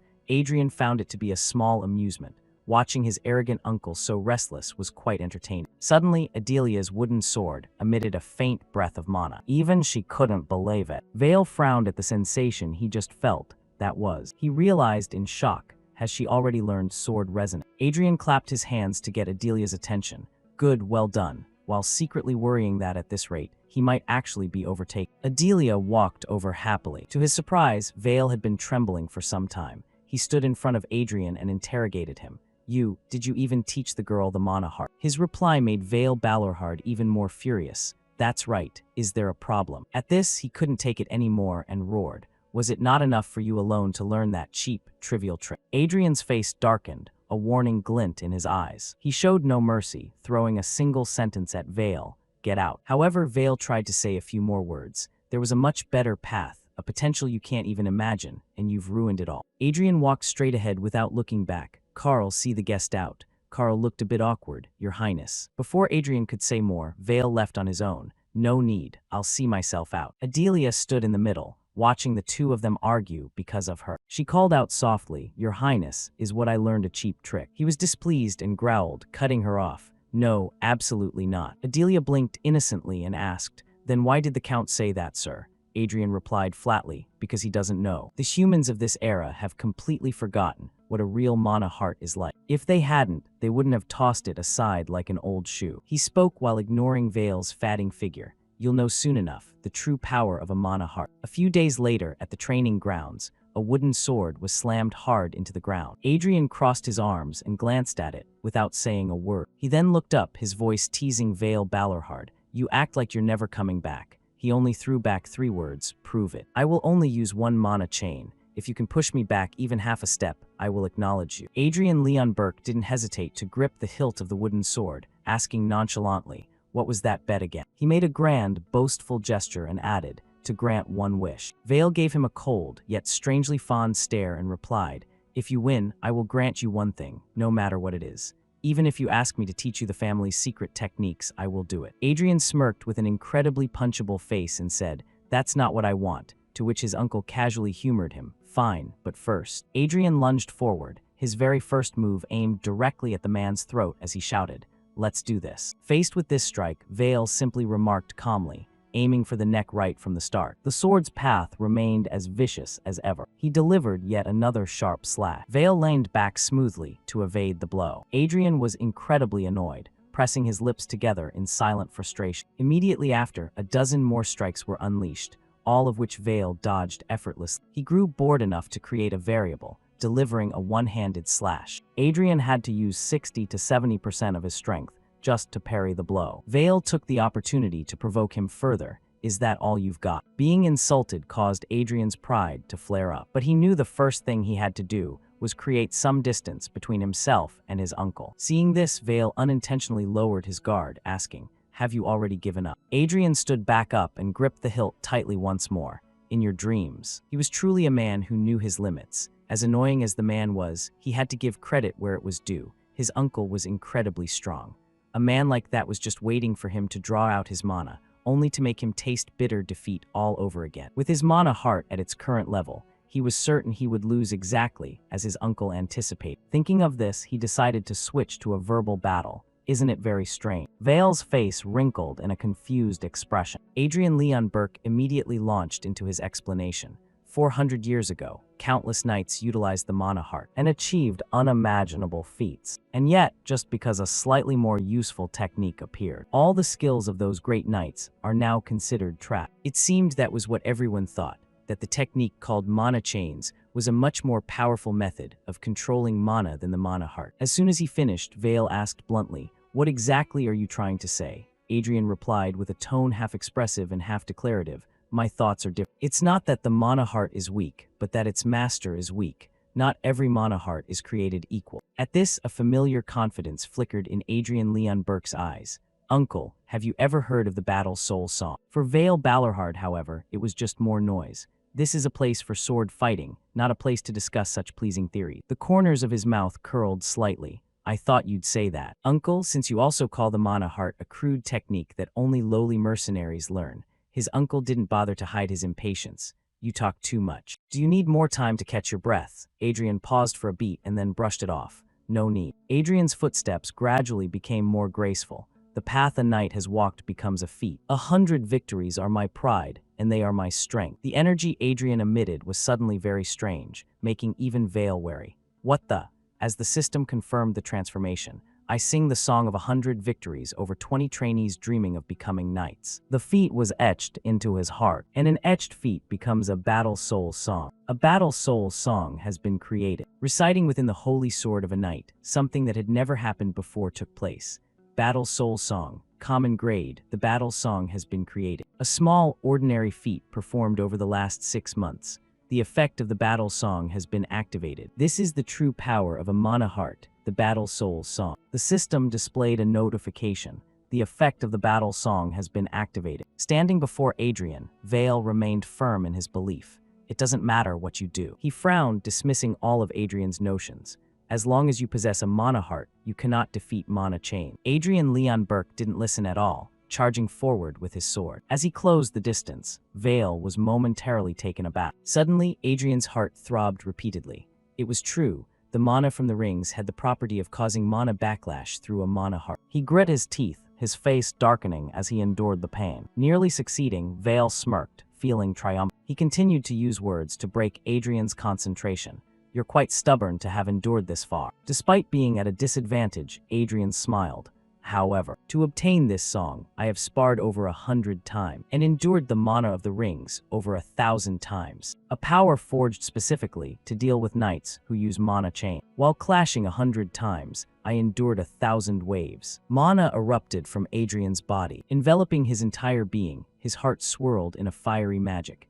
This is the power of the battle song. The tip of the wooden sword was now several degrees sharper. Vale faced him, thinking to himself, now this looks like it might actually be worth a try. Adrian's speed increased in the blink of an eye. The two swords clashed, radiating an immense pressure. Vale remained in his position, while Adrian moved with total dedication. The longer they fought, the more Adrian's strength pushed past its limits. Only then did he begin to feel a bit exhausted. I can't believe he's lasted this long. Suddenly, something touched the hilt of the sword. Vale decided to make his move, delivering a direct downward strike. Adrian was pushed back several meters. His face was smudged and dirty from the fight. He asked sternly, how was that? Only to be cut off by Adrian. I told you. Not every mana heart is the same. Vale's magic circle glowed. You really are arrogant. He instinctively shifted his feet from his original position. He then put his full strength into a basic strike. Adrian's body couldn't withstand the force, and he was sent flying. Too much time had passed, and even Vale Balorhard's patience had reached its limit. I'm done playing. The fact that you've endured this long is commendable. I will praise you for that. Adrian didn't care, struggling to get up while thinking. As expected, a common grade battle soul song isn't enough. Even so, Adrian didn't stop there and continued his story. 400 years ago, the knights made a grave mistake. They left no enemies for future generations. Initially, everything must have been passed down intact. The sword techniques, the correct heart-forging methods, and the brilliant battle soul songs. But time has gnawed away at those glorious feats, and eventually caused them to be forgotten. Stories of dragons never seen, and giant kings never heard of. They must have become nothing more than wild myths. Of course, new battle soul songs were created, but at best, they were victories over 10 knights. At best, feats of defeating 100 soldiers. At best, songs built while facing other humans, with levels that can never become myths or heroes. They cannot withstand a new win. Adrian's eyes didn't waver. Mana chains. With such cheap techniques, you can never reach transcendence. Hearing this, Vale Balorhard questioned him. Have you been drinking in broad daylight? I haven't understood a single thing you've said this whole time. In his eyes, the man was just old-fashioned. Vale Balorhard, the arrogant and foolish knight. Adrian continued his speech. You people need to know just how much of something great you have lost. Amidst the raging mana, he held a silent internal monologue. If you don't know, the mana seemed to form an arm to envelop Adrian Leon Burke's hand. I will teach the thing that no legendary sword can cut, to rend dragon scale and drink its hot blood. This time, the system displayed a new notification. I sing the true world-slaying dragon song. Suddenly, Adrian's heart throbbed with agonizing pain. His current capacity could not withstand the level of the song. Parts of the song were omitted. Multiple parts were omitted. Finally, after the omissions, the system confirmed one thing. He would sing a single line of the song. 1-4 of 1-4. His eyes turned a glowing red with the sword's technique within him. Dragon scale rending, sword strikes, and various projectile-like sword beam. The mana-encrusted body of Vale's blade showed signs of being severed. What is this? His pupils dilated to their limit. At this rate, I'll be devoured. Finally, the energy reached its peak, a brilliant light flashing in the clear sky. The resulting explosion destroyed the training arena. Adrian was sent flying along with a panicked shout of "Your Highness." As the smoke cleared, Vale's silhouette remained standing firm. He struggled painfully to get up. What he saw were Vale's 4 magic circles. He couldn't help but question, "Didn't you say you'd only use one?" Vale Balorhard looked somber. Adrian thought to himself that even after using all 4 circles he had, he still couldn't prevent his own sword from being snapped. On the other side, Adrian sat up straight. Mana from the heart was weaker than mana from a ring. That was an undeniable fact. And yet, he spoke first, declaring coldly, "Count Vale Balorhard." Just 3 words that left Vale in absolute shock. "You have lost." In the heat of the moment, dozens of things suddenly began to disturb Adrian's heart. It tightly coiled around Gruhorn, his soul. "No, stop. Please stop right now." Adrian Leon Burke's face turned visibly pale. Unconsciously, he clutched his chest and collapsed. Back to reality, the pain continued to torment Adrian in his bed. His hands trembled as they gripped the bedsheets. Sweat poured down Adrian's face. This damn Battle Soul song. This is the price for forcing its power out. To cut through dragon scales. Because the true world-slaying dragon song is a myth-grade Battle Soul song. After calming down, Adrian clenched his fist with pride.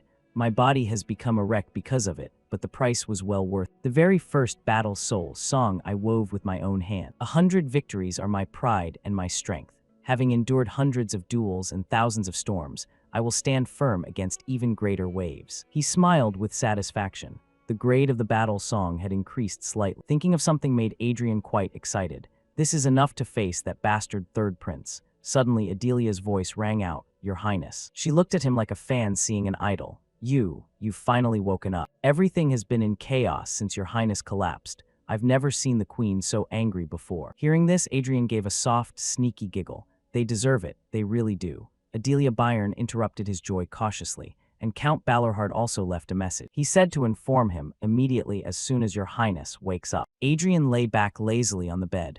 Don't report it yet. I'm going to rest a bit longer. He then gave her the silent treatment. Adrian was busy paying attention to the divine soul within his body.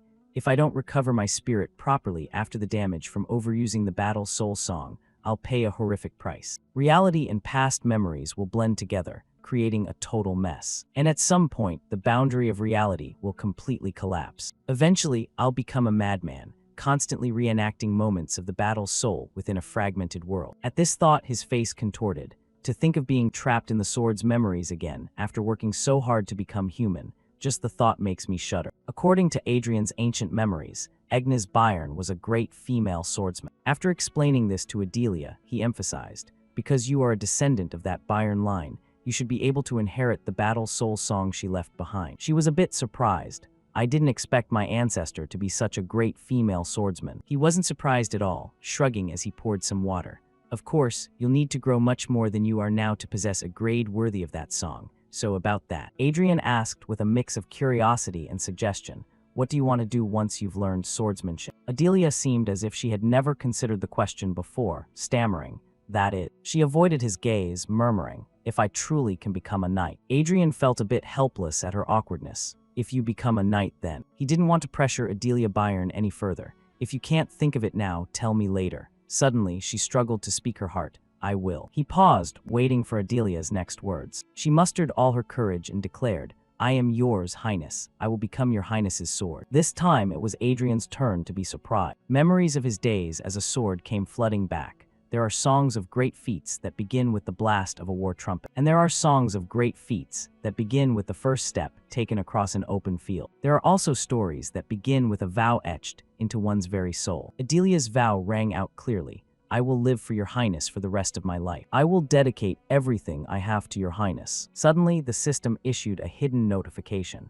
Adelia Byron offers the song of submission. His mana heart suddenly glowed. Is this Adelia's battle soul song? And sometimes, a battle soul song can even influence others. A golden light shone directly down upon Adelia as a new battle soul song was forged. A hero-grade battle soul song, the Song of Dominion, has been created. From what he knew, the Song of Submission is a song dedicated to a master.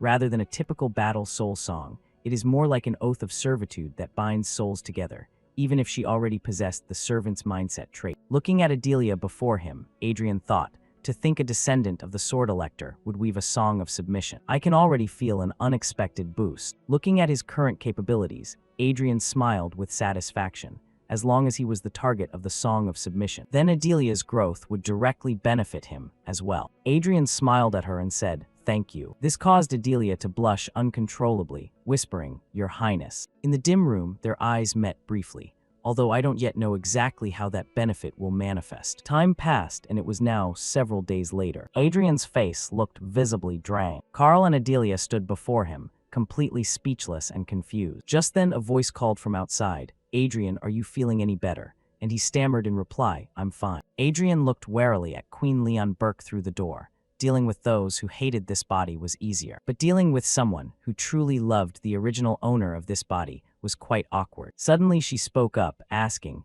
"Are you resentful toward your uncle?" Without letting him answer, Queen Leon Burke explained somberly, "Your uncle didn't truly mean to harm you, so if there's any lingering bitterness, please let it go." He replied flatly, "I have no negative feelings." To his surprise, Queen Leon Burke became even more agitated. "How can you not? He treated you roughly and nagged you at every turn, saying you have no ill will must be a lie." Adrian helplessly tried to clarify, "No, I truly don't." He wearily rubbed his face, waiting for her reaction. Recalling that day, he told himself, "I already dealt him a blow that day, as all his pride and truth were denied. He must be struggling quite a bit to endure it. What I planted in his heart that day was a heart demon.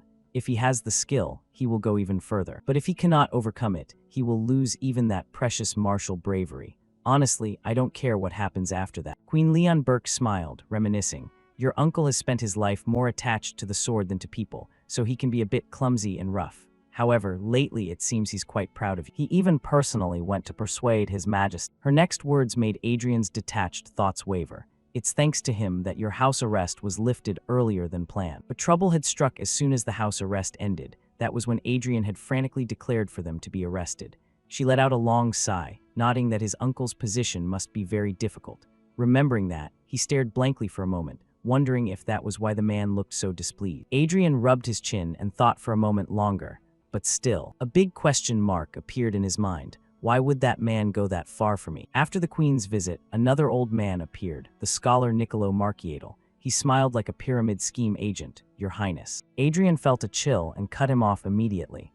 "I absolutely refuse." Carl and Adelia stood silently to the side, observing. To his surprise, he resorted to his old trick, rolling on the floor and wailing, "Good grief, why do I have to study?" Niccolo remained unmoved and said, "If one doesn't learn, then what is the difference between a human and a beast?" Hearing this, he jumped up in anger. "Are you calling me a beast?" The man patiently and slowly advised him, "You've only just begun your studies, Your Highness, so I cannot call you a beast yet." Adrian shouted back in protest, "I haven't even started. Don't play word games with me." He then sat huffily on the floor. "I look like this, but I already know everything I need to know. I'm telling you I don't need to learn anything else, got it?" Niccolo Marchiatel continued with his persuasive tactics. "If you are that determined, then let's do this. You shall discuss a few topics with me. If your skills are truly as you say, then I shall not bother you again, Your Highness." Sensing an opportunity, he agreed instantly. "That sounds fair." The discussion took place, leading to Adrian slamming the table. "Yes, exactly. That's why one must always watch their back. It's human nature to climb over someone's head if they are too lenient." Niccolo humored his enthusiasm. "You are absolutely correct." Seizing the moment, the old man produced a book and said, "I think you'll find this book very interesting." He took it and flipped through a few pages. It discussed the relationship between a monarch and their subjects as a type of contract or transaction. The monarch receives military and economic support in exchange for protection, while the subjects seek protection and political stability in exchange for their loyalty. This seemed to match Adrian's wavelength perfectly. He's got a point. Every relationship is fundamentally give and take. And so the conversation lasted until late afternoon. So, as for this part, exactly that's right, and here too. Once finished, Niccolo gathered his books. Well then, Your Highness. The old man smiled broadly and promised, we shall continue the rest of our discussion tomorrow. Not realizing he'd been played, Adrian even waved goodbye. Sure, I'll be waiting. Even after Niccolo left, Adrian was still quite cheerful. Suddenly, clarity returned to him for a moment. Wait, did I just participate in a normal lesson? Adrian's lip twitched as he realized he'd been led by the nose like an ox. That old man is crafty. Conversely, the scholar also had some thoughts about him. The first prince is quite different from the rumors. The next day, when the sun was high in the sky, Adrian lay flat on his back on the bed, with a face like he'd lost everything. He rolled back and forth, complaining, I'm so bored. He felt a restless, indescribable urge. Was it because he'd been living too diligently lately? Since he wasn't focused on training, there was nothing to do, and his body was still in the recovery process. Suddenly, a report came from outside the door. Your Highness, Lord Vale Balorhard is here to see you. He jumped up excitedly. It had been a while since he had a visitor. Adelia tilted her head, wondering what to do. Adrian, being bored, was actually quite enthusiastic. Fine, show him in. He stood with hands on hips, waiting for his uncle. It had been a few days since that match, so it was about time for a visit. His attitude shifted when he saw Vale. But still, it seems he hasn't overcome the heart demon I planted in him at all. The man let out a heavy sigh. Then he spoke words from the heart. I am truly sorry. I broke my own promise and seriously injured you because of it. I have absolutely no excuse. Adrian remembered the match the other day with a guilty conscience. The reason he had to recover wasn't because of his uncle's sword chi, but because he had overused the true world-slaying dragon song. He felt even guiltier remembering the queen's words about how difficult his uncle's position must be, considering he'd caused another mess. Vale spoke in a low voice, therefore, tell me what you want. If you want my arm, I shall give it. If you want my eye, I shall give that too. Adrian felt a chill and blurted out, what would I do with that trash? At this point, Adrian was in a bind. How could a man who should have been a sword saint be so bound by a heart demon like this? After 5 seconds of thought, he made a decision. Fine, I'll be generous. I'll state my wish first. Uncle, let me go out for a trip. He was slightly startled. Since your house arrest is over, can't you go out whenever you want? He shook his finger. No, not a day trip like that. I mean somewhere far away, out of the capital if possible. This request left Adrian's uncle standing frozen like a statue. It took him a moment to find his voice. It will take some time to arrange a schedule. With the upcoming banquet, going too far is impossible. Adrian waved him off dismissively. That's fine too. Immediately, the man turned around. Very well, I will contact you once the itinerary is set. Adrian followed his whim and dismissed him. You do that. Carl stood by his side as they watched Vale leave. Noticing Carl had a difficult question, Adrian asked bluntly, What? Why are you looking at me like that? Carl hesitated. Well, he scratched his face and gave a sheepish laugh. I'm just a bit surprised, sir. I thought your highness would demand something much more unreasonable. Since the count broke his word, this was a rare chance to profit in many ways. Being called out, he didn't explain further. It's just. Then he could only say one thing. Seeing that stubborn old man act like that just made me feel sorry for him. Before the goosebumps could settle, he caught Carl's delighted laugh. What? Why are you laughing? Carl, you seem to be getting quite comfortable late. Just then, Adelia appeared. Your Highness. In her hand was a small slip of paper. The letter you were waiting for has arrived, Your Highness. It bore a certain seal on it. The letter was brief but complete. I have achieved a small feat recently. Perhaps I shall be able to visit you soon. I hope you remain in good health until then. From Arwen Kurgian. Reading the last lines, Adrian smiled slightly. The news arrived just at the right time. About 5 days later, his uncle sent good news, and 2 days after that, the day of departure arrived. The carriage convoy left the city gates. Adrian was like a 5-year-old, leaning out the window. Uncle, what's the name of the territory we're visiting? Ellen. Vale Balorhard's brows furrowed as he reminded him, can't you sit still? But seeing his enthusiasm, he relented. I'll explain, so just get back inside. The story began from a long time ago, the earldom of Ellen. It was the largest weapon workshop for the royal family. There were iron mines in the territory providing high-quality ore, and a guild of master blacksmiths to refine it. It was no exaggeration to say that more than half the weapons supplied to the royalty came from Ellen.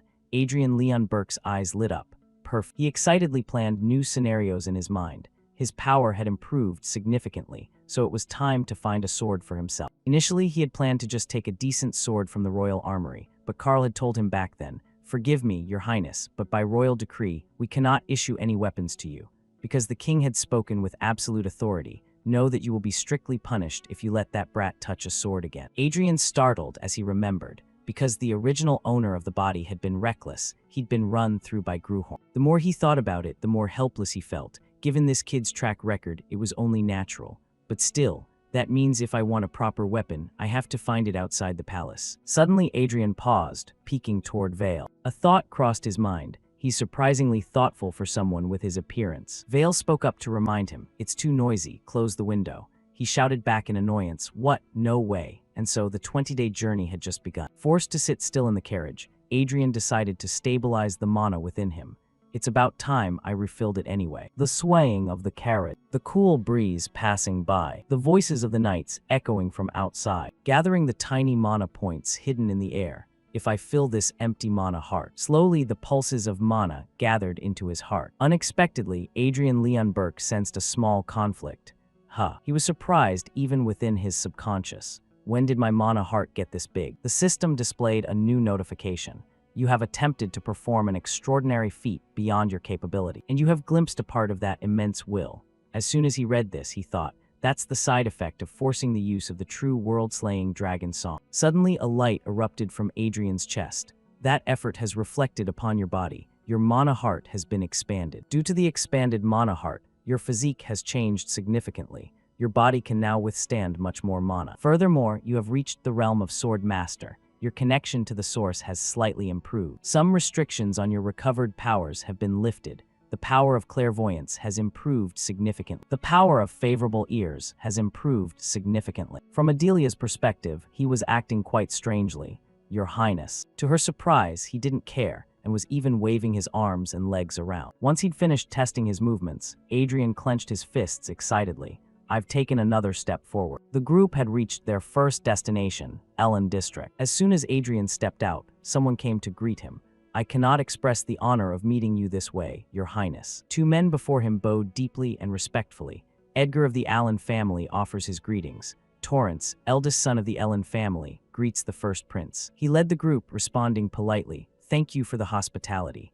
Edgar gave a polite laugh and said, "The long journey must have been exhausting. I shall lead you to your guest room first." Adrian didn't answer immediately. He was busy looking around. Some observations formed in Adrian Leon Burke's mind.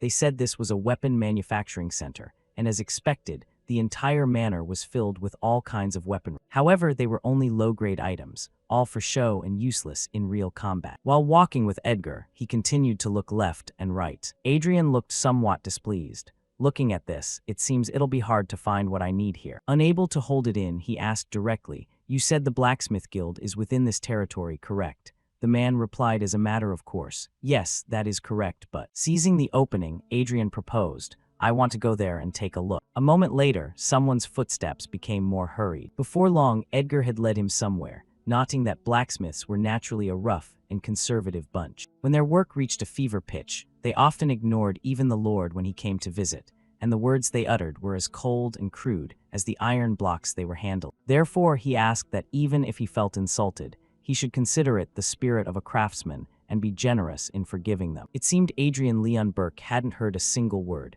At that moment, only the fire and the sound of hammers ringing out caught his attention. Entering the interior, Edgar introduced the place like a proper host, nodding that the heat from the furnace was immense and that if His Highness felt uncomfortable, he should speak up. Adrian was still not over the overwhelm from a moment ago, as the sound of hammers striking iron echoed throughout the air. Noticing him about to do something, he felt a bit confused, calling out, "Your Highness." Advancing step by step into the forge, Adrian seemed to harmonize with it, the flames cheering and the bellows huffing, and the blacksmiths were swinging their hammers against the iron blocks. The heat unintentionally caused his sweat to pour out. However, among all of it, the thing he cared about gradually appeared before his eyes. There was a sound that was strangely clear. Adrian stopped in front of a blacksmith who was working diligently. He was an older man, yet his passion and the strength of his strikes never faltered. What was before him captured his gaze. Gruhorn's silhouette appeared in his mind. This was it. The first memory he clearly remembered. Suddenly, a handkerchief was used by someone to wipe the sweat from him. Adrian looked over and saw Adelia Byron, who told him he was sweating too much. He only then startled and realized it. He then turned away abruptly, rejecting her attention. He continued to watch the old man's grit as he forged the sword. The head blacksmith gathered the workers and went to present themselves to Adrian, stating that these lowly people wished to greet the first prince. Edgar added that this man was named Zaxxon and that he ran this blacksmith guild. Adrian didn't bother to pay attention, saying he understood. However, Adrian only focused on the old man's grit in hammering the sword. Thinking he was displeased, Zaxxon barked at the man, asking what he thought he was doing and telling him to stop at once and greet his highness. To his surprise, this made Adrian angry, telling him he was being too noisy. His eyes showed clear irritation. The group of blacksmiths fell silent, not daring to say a word. The glowing red blade had also begun to emit the scent of smoke. He turned his head to look around. It was obvious they had been forced here while working, so Adrian reminded them that they were doing things he hadn't even ordered. He added that the iron would get cold, so unless they wanted to let the fire in the furnace die out, they should just keep standing there. As soon as the words were spoken, the group of blacksmiths immediately scattered, asking what they were doing and telling each other to grab their tools and pump the bellows quickly. They left, leaving Adrian standing still, observing. The space around him seemed to freeze. The man before him still didn't stop his hands for even a second. The rhythm of his hammer was steady, not missing a single beat. Adrian had no intention of interfering, simply observing every single move. In his eyes, the light from the sword was imprinted. It felt as if he were surrounded by nothing but fire. The body of the blade shone brilliantly of its own accord. His gaze was focused solely on the man. The more sweat flowed and the more his breathing quickened, Adrian wondered what this feeling actually was. The tour of the workshop ended, and Edgar saw Adrian out, nodding that for whatever reason, he had continuously repeated the process of forging swords and then melting them down for the past 6 months. Hearing this, he was a bit curious, asking if they were defective products, but the man shook his head sadly, saying it was hard to say. The story was slowly recounted by Edgar. The swords the man made were all considered masterpieces, which was why he was called a master blacksmith. Even the swords he had made until now seemed perfectly fine to him, making it a real mystery why he would melt them all down. The more he spoke, the clearer his confusion and regret became, adding that for the past month, the man had hardly slept and had only buried himself in his work. Since he was no longer young, they couldn't help but be worried. Adrian said nothing more, taking a direct step toward the manor, thinking he was a true craftsman. Many days had passed since then. His Highness went to the forge early every morning and only left when it was late at night. During that time, the old man simply continued his daily work, and His Highness also just watched him silently. Contrary to the tension from the rumors that the first prince was coming, it was surprising that no incidents occurred. On a night with a crescent moon above the manor roof, Adrian had gone to the forge as usual, and finally, the day His Highness had to leave arrived. He looked like he wanted to say something but stopped. The man was the same as usual, not paying him any mind. When he thought it had reached the limit, Adrian let out a sigh, saying he had hoped to see it finished before he left. Edgar was speechless at his expectation. He thought to himself that he was feeling very regretful. With that, Adrian turned and called out that they should go, as he heard there was a farewell party tonight, and they had to depart early tomorrow morning. Edgar watched his fatting silhouette in silence, thinking that perhaps that was why, that he hoped His Highness could see the sword completed by the master blacksmith, even if only for a moment. The next morning, when the sun was just rising, someone called for His Highness. Adrian appeared with a very peculiar look. From a distance, Edgar came running at full speed to announce that it seemed the master blacksmith had completed the sword. Hearing these words, the next person to run at full speed was Adrian. What caught his eye was the old man, with grit holding the sword in his hand. He was intently polishing the entire body of the blade. Finally, it was finished, sparkling under the sunlight. To his surprise, the man said nothing, kneeling at Adrian's feet to present the sword. The blade reflected his eyes as he said he wished to present this sword to His Highness, speaking each word slowly. This was something even Edgar had never considered. Forge it like the light of the sun rising on the horizon, and cool it until its hue matches the dragon robe of the king. If you do this, a sword like the sun and a king will be born, went the song of the blacksmith. Holding the sword in his hand, Adrian asked if it had a name. The man bowed with absolute respect and asked how calling it Twilight would be. He asked curiously if it were the twilight of dawn or the twilight of late afternoon. The old man with grit replied slowly that to him it was late afternoon, but to His Highness it must be dawn. Hearing this, Adrian burst out laughing, nodding that he was quite the silver-tongued man for a blacksmith. His voice suddenly dropped as he let out a long sigh, saying that. He collapsed to the ground as he spoke, feeling a great sense of relief. Without warning, the man had passed out. Carl whispered in his ear, calling for his highness. He supported the man and gave instructions to tell his uncle that he thought he would stay here tonight. That night, the tent torches were lit. Adrian sat alone inside, taking care of the man. He seemed to have regained some consciousness, saying that the moment his highness stood behind him that day, the sword had taken shape as if ordained by destiny. He added that the sword itself had decided the day it would be born. Adrian crossed his arms, the corners of his mouth curling slightly as he asked if that were what he thought. Adrian's face darkened as if he wanted to say something. The truth was. With that, he leaned down and whispered into the man's ear. The old man was startled by what he heard. 3 seconds later, he shouted in shock, "Good heavens, so you are." Adrian understood and nodded quickly to confirm, thinking how could he not understand the heart of this man. Once he understood everything, the man lying on the bed burst into laughter. He spoke with a sense of utter fulfillment, saying he understood now. He then asked to borrow that sword for a moment. Adrian quickly handed the hilt to him, saying, "Here it is." His trembling hand took back the sword. Sweat poured down his face as he prayed for this sword to become as great as his very self. Hearing this, his heart seemed to skip a beat. Adrian grabbed the man's hand firmly, saying it surely would be. And then what had to happen happened. It seemed the man had reached the end of the road. He had sacrificed himself to create the greatest sword. During that night, Adrian seemed to make a promise to himself. Definitely. The next day, another sword was packed in a box. Edgar happily brought it to present to Adrian, noting that while one couldn't discuss the value of a sword created with an entire soul, he believed it would be inconvenient for His Highness to use. He happened to have this magic sword he wanted to present, and asked him to take it as a replacement. Adrian took it with a charitable smile, saying it was very good, while thinking to himself that although it wasn't high grade, it was a good mid-tier magic sword. Seeing him pleased, the man felt quite relieved and asked about the other sword.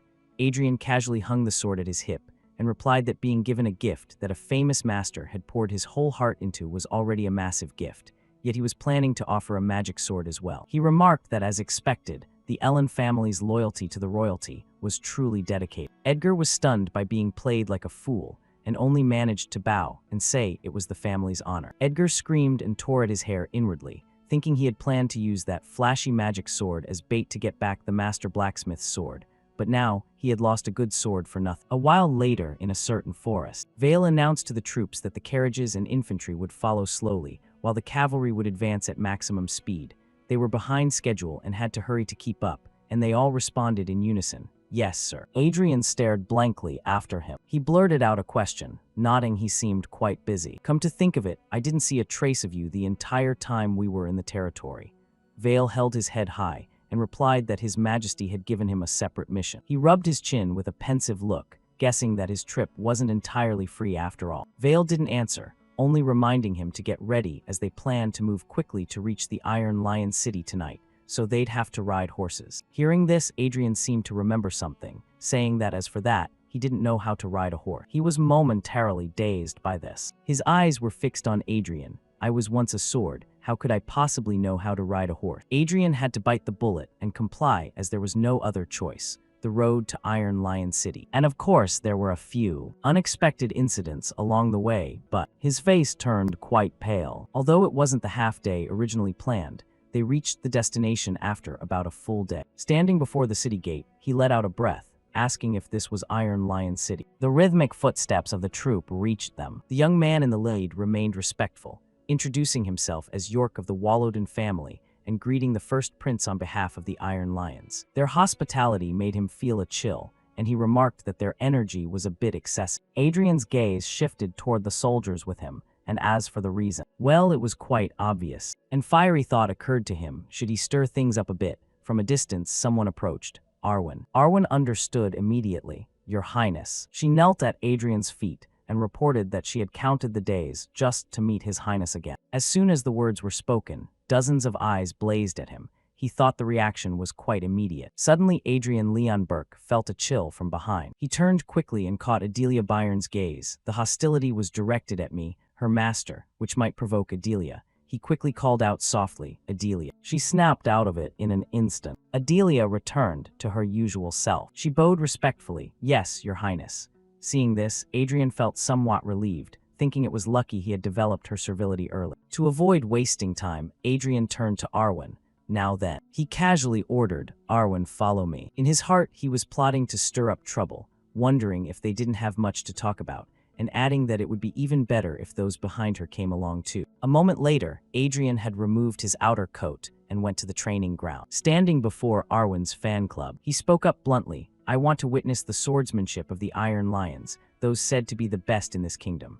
Who will show me the blade of the Iron Lions? Every gaze shifted toward a single individual. He followed their eyes and looked over as well. Seeing them remain silent, Adrian spoke out boldly. If my status is pressuring you, I guarantee in the name of Leon Burke that I will not hold anyone accountable for the outcome of this spar. Is there still no one? Knowing a normal approach wouldn't work, he began to provoke them. I didn't expect the famous Iron Lions to be so cowardly. It seems the title of the kingdom's strongest is nothing but a hollow name. Hearing these words, an orange-haired young man stepped forward with his sword. I am Dale of the Dennant family, he declared firmly. Although I have many shortcomings to represent the blade of the Iron Lions, if you permit it, I presume to stand before your highness. He waved his hand, a slight smile playing on his lips. There's no need to ask permission. I was the one who made the request first. As soon as he finished, Dale lunged forward. In that case, please be careful. He glared, his eyes showing sharp intensity. The two swords clashed, emitting a burst of blue light. With just one touch, Dale spat out red blood. With only one move, he was sent flying. He slid a long way across the ground. Adrian's mana heart burned brightly. Next, Dale was knocked out, and the others recoiled. Among them, another brave soul stepped up. Paul Rothheim. Dale was only a first year, but I am already in my third year. Before he could even finish his sentence, his mouth was shattered. Next came several attacks that were like mere scratches to Adrian. I Hallie, an apprentice swordsman of 5 years. Judith, 8th year. The blade of the Iron Lions never loses. No, only the sound of rhythmic strikes echoed across the training ground. About 15 minutes passed. Adrian had cleared out the entire Iron Lion squad. He wore a look of utter boredom. Really now? Now I want to face those formal knights. Your movements are quite slow. Adrian called out, Arwen. She stepped forward upon hearing him. Yes, your highness. He smiled and winked. When I return, you will come with me. Arwen paused for a beat. With that, she bowed respectfully. As your highness wishes. Suddenly a man behind her spoke up somberly. Your highness. He smirked with satisfaction. Too easy. The man continued his presentation. I hear your highness enjoys betting. How about a small wager to stir up the atmosphere? If I defeat your highness, before he could finish, Adrian cut him off. I refuse. Arwen is not a trophy for a tournament. She was deeply moved. Your highness. Adrian directly dropped the wooden sword to the ground, making a different offer. How about we bet something else instead? Carl, bring the sword here. He reached out to take the sword and said, if you win, I will give you this sword right here. Arwen was quite surprised by his high stake. The man was equally startled. She tried to run up to stop Adrian Leon Burke. Your highness, I should be the one to, he casually interrupted Arwen. You are 100 times, 1,000 times more precious than this sword. The reason was what he always held in his heart. The value of a sword master cannot be compared to an ordinary blade. The man nodded excitedly. Very well, your highness. He drew his sword and stated his name, Dunham of the Fahrenheit family. I am a formal knight of the Iron Lion Knight Order, and am on the threshold of reaching 3 chains. He gave a casual thumbs up. So you mean you're still just a 2-chainer? The man was so angry he was speechless. Setting that aside, Dunham held the hilt in his hand high. This sword is the 17th work made by the artisan called the Master Blacksmith. If you win, this sword will belong to your highness. He burst out laughing at the familiar name. What a coincidence. Adrian quickly drew the sword given to him by the old man with grit. Then he revealed a classic truth. I also happen to have a sword received from that master. He emphasized each word. It is his 100th work. Dunham hesitated then. I've never heard a rumor about that master making a 100th sword. At this, Adrian prodded harder. I suppose not. It was his final work, completed only a few days ago. He was now a bit angry. Fine. Even though your highness is following a misguided sword path, I can perceive the relentless effort invested in that path. The cheesy words only amused Adrian. A misguided path. To show a bit of respect for that, I will give my all in this spar. His mana heart flared up again. How ordinary. From the beginning, this position was never meant to be called my own. The respect directed at him was the gaze of those he had gathered. It could be summarized in one thought. As long as it comes from my people, it is enough. With that, Adrian called out softly. Adelia, watch closely. She was too surprised to react in time. Yes, wait, what? Mana unlike anything ever seen before erupted from him. Adrian Leon Burke emphasized every word with determination. This path is the path you must walk from now on. Adelia nodded obediently. Yes, the bond between her and Adrian was completed in an instant. Adelia spoke with resolve. I will certainly do so, Your Highness. In York's room, steam rose from the teacup.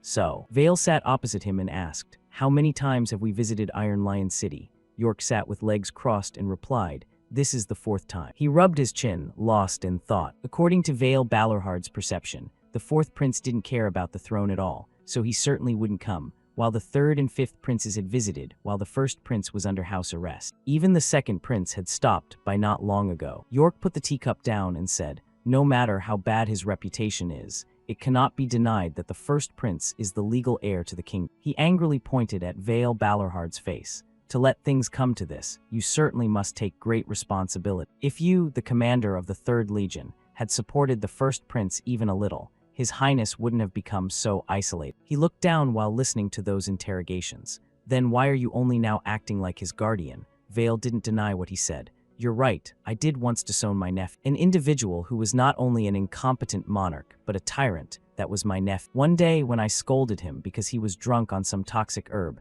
Adrian insolently shouted back, are you crazy, uncle? His face was flushed with rage. Unable to restrain the spite in his soul, he had lunged at his own uncle with a sword. To Vale at that time, there was only one thought in his head, a useless bastard. When I returned north in that disappointment, my nephew sent me poisoned wine. He even brazenly called it a gift, accompanied by a letter. Vale angrily held the bottle of poisoned wine. Without thinking for a second, he decided to drain it. When I used mana to burn away that cheap toxin he found somewhere, I also incinerated what little family affection I had left along with. However, that bastard I thought would never change is different now. He endured harsh training sessions and is becoming stronger every day. Returning to reality, York was still lecturing loudly. Didn't you say yourself that the 1st prince must absolutely never become king? Vale's teacup reflected Adrian's smile. The boy of the present is a completely different person than before. Because of that thought, he decided to humble himself for once. Give him a chance, at least so he can stand at the same starting line as the other princes. Not only that, Vale bowed to York. I beg of you. The man was nearly 70 and had never seen such a sight.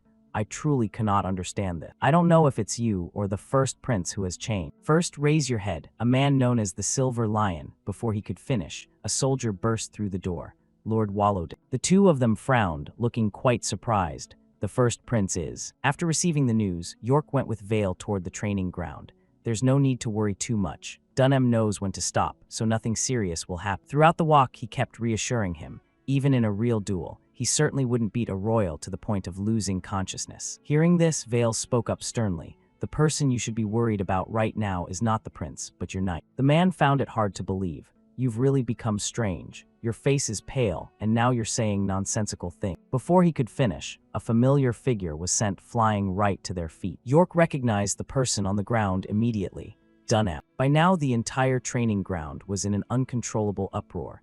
Even Dunham has been defeated. His Highness has won again. York stared blankly for a long time. What is this? Vale was a bit awkward yet filled with pride. I told you. Adrian wiped the dried blood from the corner of his mouth. In his eyes, Adrian had changed greatly. He is not the person you need to worry about. He shouted out enthusiastically, next person. His uncle always said that a true knight only begins when they have 2 chains. That was the reason Adrian gave his all in the fight against Dunham. Throughout the battle, Adrian Leon Burke experienced it for himself. Those words weren't an exaggeration at all. He also realized one thing. The current battle song wasn't enough. But I can't just use the true world-slaying dragon song on an ordinary knight. In that case, the system confirmed the activation of the hyper-focused talent. Adrian's mana heart throbbed in his chest. Each phantom step was drawn clearly by him. Everything became still. His body no longer felt like his own. Adrian's eyes blazed with blue fire. That was the feeling. Exactly like that moment. The instant Dunham was about to clash swords was reenacted in his eye. They touched, sending out spark. The result was Dunham being sent flying meters away toward the chicken coop. He was exhausted but felt better than ever. As another person collapsed, Adrian's voice rang out again, next person. It was still those reliable, solid slashes. A sharp sword line and a confident smirk. Adrian didn't hesitate to knock out his opponent. in just a few short moves. As time passed, his strength showed no signs of fatting. Adrian even took the opportunity to refine himself. One by one, they were cut down like stalks of grass. Adrian didn't skip a single one, fighting them all. The more he fought, the more fired up he became. Sweat poured down, soaking the grass. Adrian alone had cleared out the entire lion squad by the time evening fell. He gasped to regain his original breathing rhythm. To his surprise, the soldiers cheered.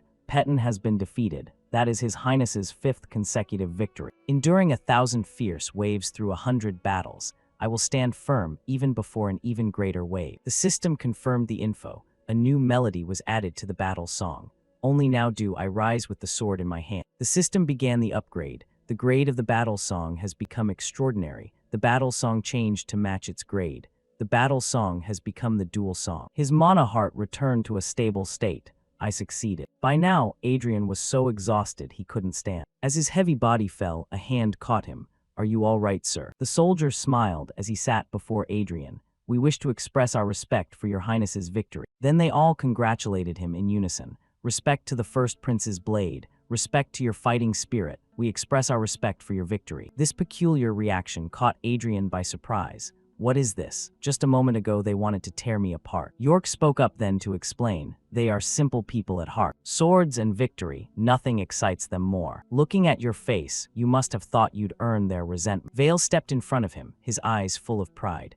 "A fair defeat is worth more than a dirty victory. When both sides have given their all, does winning or losing even matter anymore?" They felt a bit of vanity being praised, though Dunham might feel a bit of regret. The red-haired youth crossed his arms and laughed. Right, because he had to present the sword he was always proud of to His Highness, followed by endless mocking laughter. It's quite refreshing. He was far too arrogant about that sword. Adrian lowered his gaze and chuckled to himself. "I thought everything I knew had been forgotten and discarded along with the mana heart. But it seems at least one thing never changes." The feeling he thought was lost forever, he could now enjoy once again. The nobility in defeat and the respect for the strong, the undying spirit of the knights. After that dramatic, cultural exchange, it was time for Adrian to pack up and head back to the palace. But this time, he seemed a bit lingering. "Well then, until we meet again." York placed his hand over his heart and bowed low. "I pray you remain in good health until then."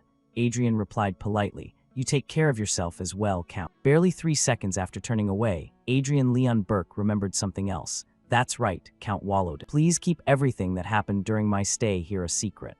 The Count tilted his head in confusion. "Wouldn't it be more beneficial for your highness to make your true strength public?" Adrian rubbed his chin, a mischievous glint in his eye. He thought of his dear, younger brother waiting at home. "There's someone I want to tease a little." After leaving Wallowden, the convoy found a place to halt for the night. "We'll set up camp here tonight." Carl informed Adrian. "I'll go scout the perimeter for a moment, sir."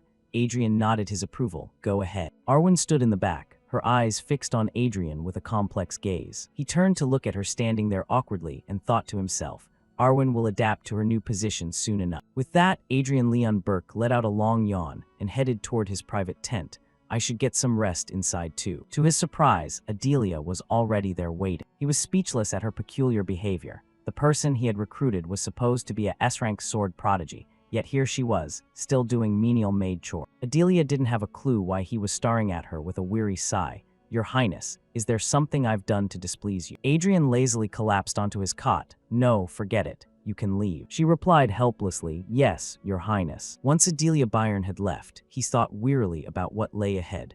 The Iron Lion Knights were quite different from what he had imagined. When he used the power of judgment, most ordinary knights didn't possess sword talent beyond B rank. In the past, these were people who could train rigorously their entire lives and still struggle to reach the mid-level of a sword master. People who normally would have faded into obscurity and hopelessness. Yet, such people were reaching a realm equivalent to a sword master in their 20s or 30s. The foundation that a superhuman possessed had decreased incomparably, but the foundation of ordinary people had increased significantly. Connecting the dots, Adrian sat up instantly. "It's all thanks to the mana chain. My uncle is a character who should have aimed for the superhuman realm in the past, which is why I was so dissatisfied when he threw that potential away. However, this era is one where there isn't even an opportunity to build achievements that go beyond the extraordinary rank. Ultimately, it's all due to the flow of time. I have to admit it, I didn't truly understand this era." He spoke the next words aloud. "So, I'll start learning from scratch." Suddenly, a voice overheard him and chimed in.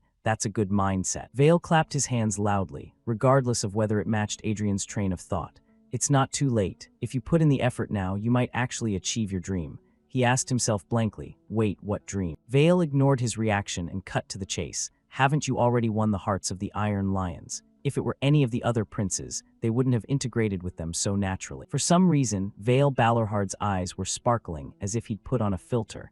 It was a very wise decision, Adrian. Naturally, Adrian didn't understand a thing. What is wrong with this guy? He was bewildered by Vale's high-flown words. Has my uncle gone mad? The man clenched his fists and asked, don't you remember the conditions of the bet I set with you? Adrian mentally went through a few of his wagers. If it's the bet about defeating the third prince, that's still on. Before he could finish, Vale cut him off. No. Our bet was about defeating a two-chain knight. He startled and pointed at himself. So that means I've already won the bet. Vale strode toward him. I will fulfill the promise I made back then. Adrian still didn't quite grasp the point he was getting at. Suddenly, Vale thumped his chest and declared his name. I, Vale Balorhard, as a count of the kingdom and commander of the 3rd Legion, formally declare my support for the first prince of the kingdom, Adrian Leon Burke. Adrian cursed inwardly. What on earth is he talking about? Formal support. His sharp mind finally caught up. Don't tell me. Vale Balorhard, looking like a literal ray of sunshine, gave a firm thumbs up. Just trust me. Adrian screamed internally. When did I ever say I wanted to be king? After that day, my uncle's declaration truly became a bombshell. Everywhere in the castle, congratulations were pouring in. Your Highness, congratulations. We sincerely congratulate you. This is truly a joyous occasion for the kingdom. Meanwhile, the newly dispatched royal knights and soldiers were causing a total ruckus, along with new maids and servants sent from the palace bustling about. And I suddenly found myself standing right at the center of it all. Adrian pointed out the window in a rage and yelled, "This is total chaos. Send them all back immediately." Carl remained calm despite his outburst. Even if you order them to leave, they won't listen, sir.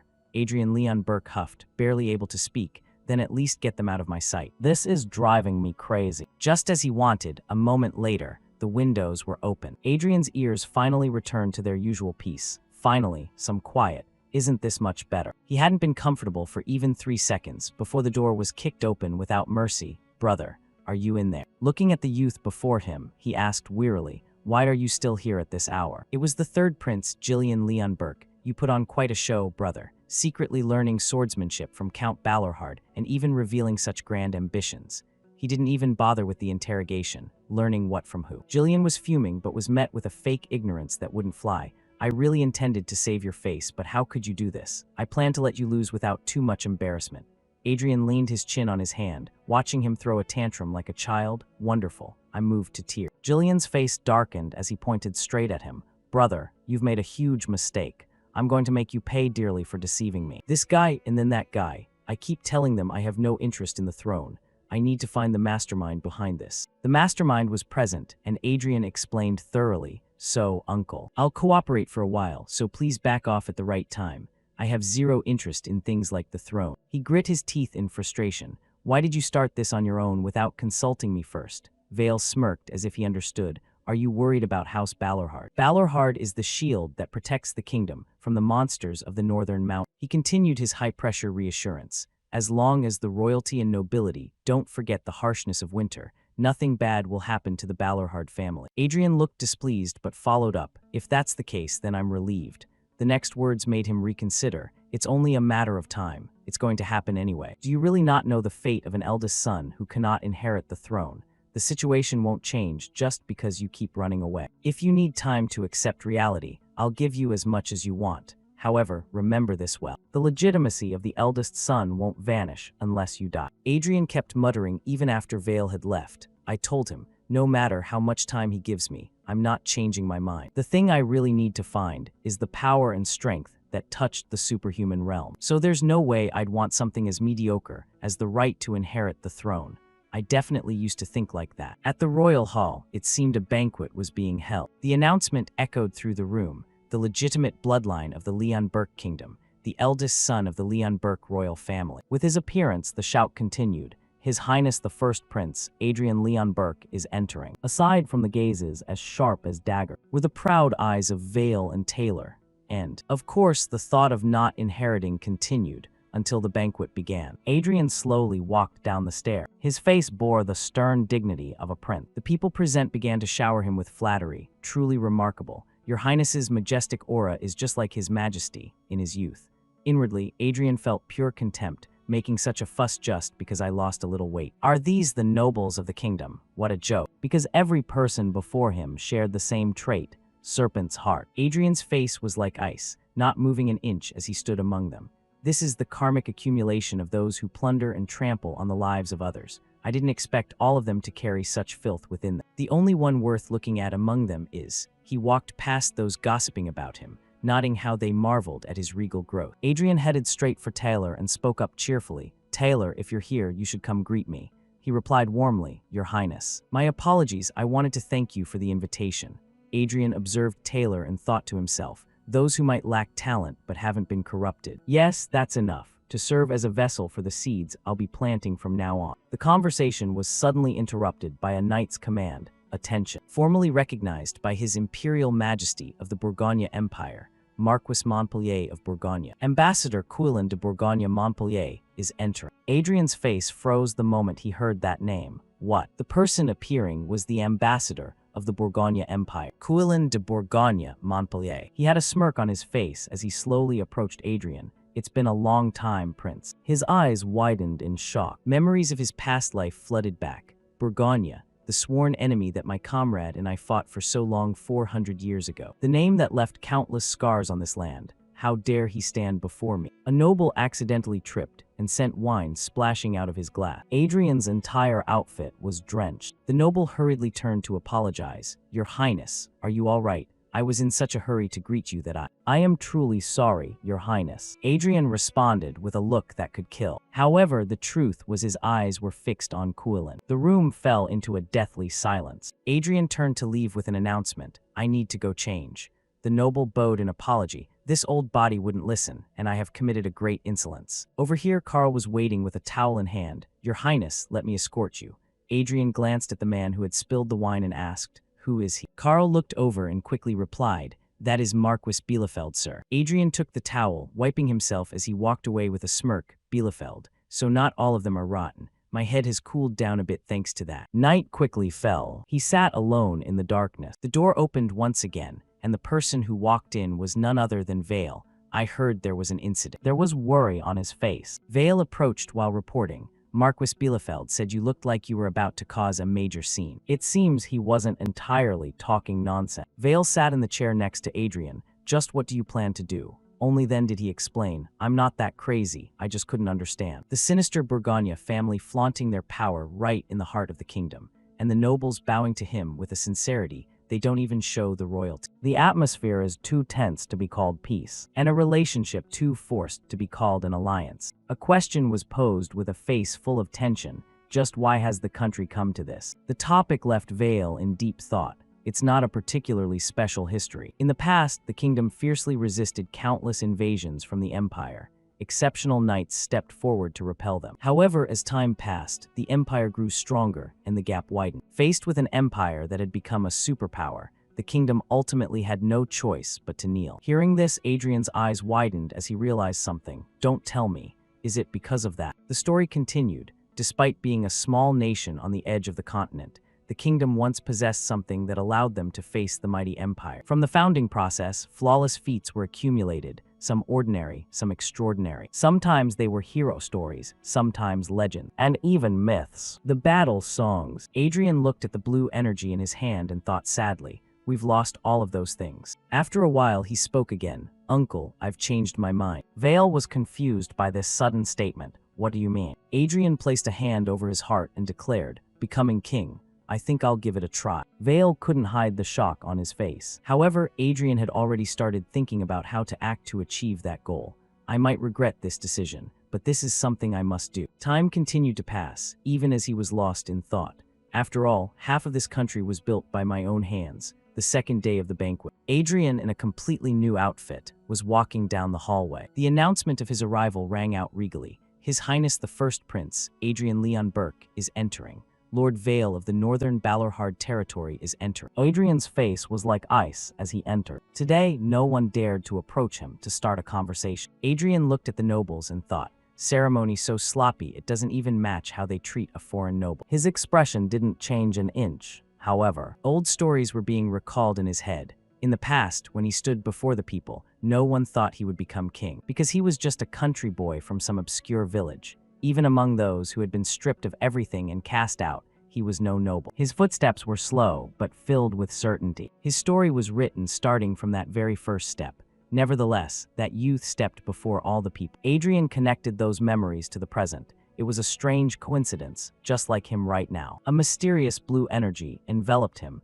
as his voice rang out with authority. "O you who have eyes but do not see." That overwhelming energy quickly radiated throughout the room, making the atmosphere turn heavy and thick. Adrian's expression was one of pure excitement, standing tall before a flock of sheep. "I sing the monarch's song." A system notification flashed. "Current capacity cannot meet the grade of the battle song. Parts of the song are omitted. Only one stanza of the battle song is sung, equivalent to 1/4 power." Under the immense pressure of this power on his body, Adrian couldn't help but feel uncomfortable.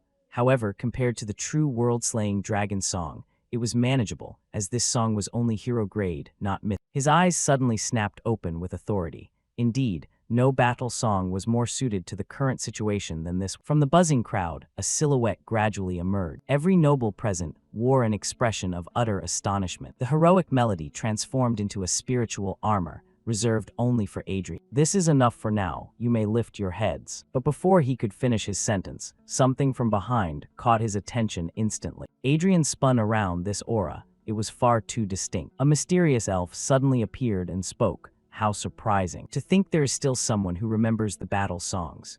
Adrian's eyes widened in horror. No, that wasn't just any elf. That woman was. Why on earth was that crazy woman here? Elves, the most beautiful creations the gods ever made. A race known for being kind-hearted, never taking the life of even the smallest creature without cause. The gardeners of the ancient forests with a lifespan of 300 to 1,000 years. That was the image of elves in everyone's minds, but in reality, they were brutal creatures who used beauty as bait to ruthlessly destroy their opponents. Those known as high elves, born with the natural dignity of heroes, were even more dangerous. Furthermore, she wasn't just any ordinary high elf. An entity who had lived for nearly 1,000 years, an elder high elf. A magic swordsman who danced upon the battlefield, Sigrun.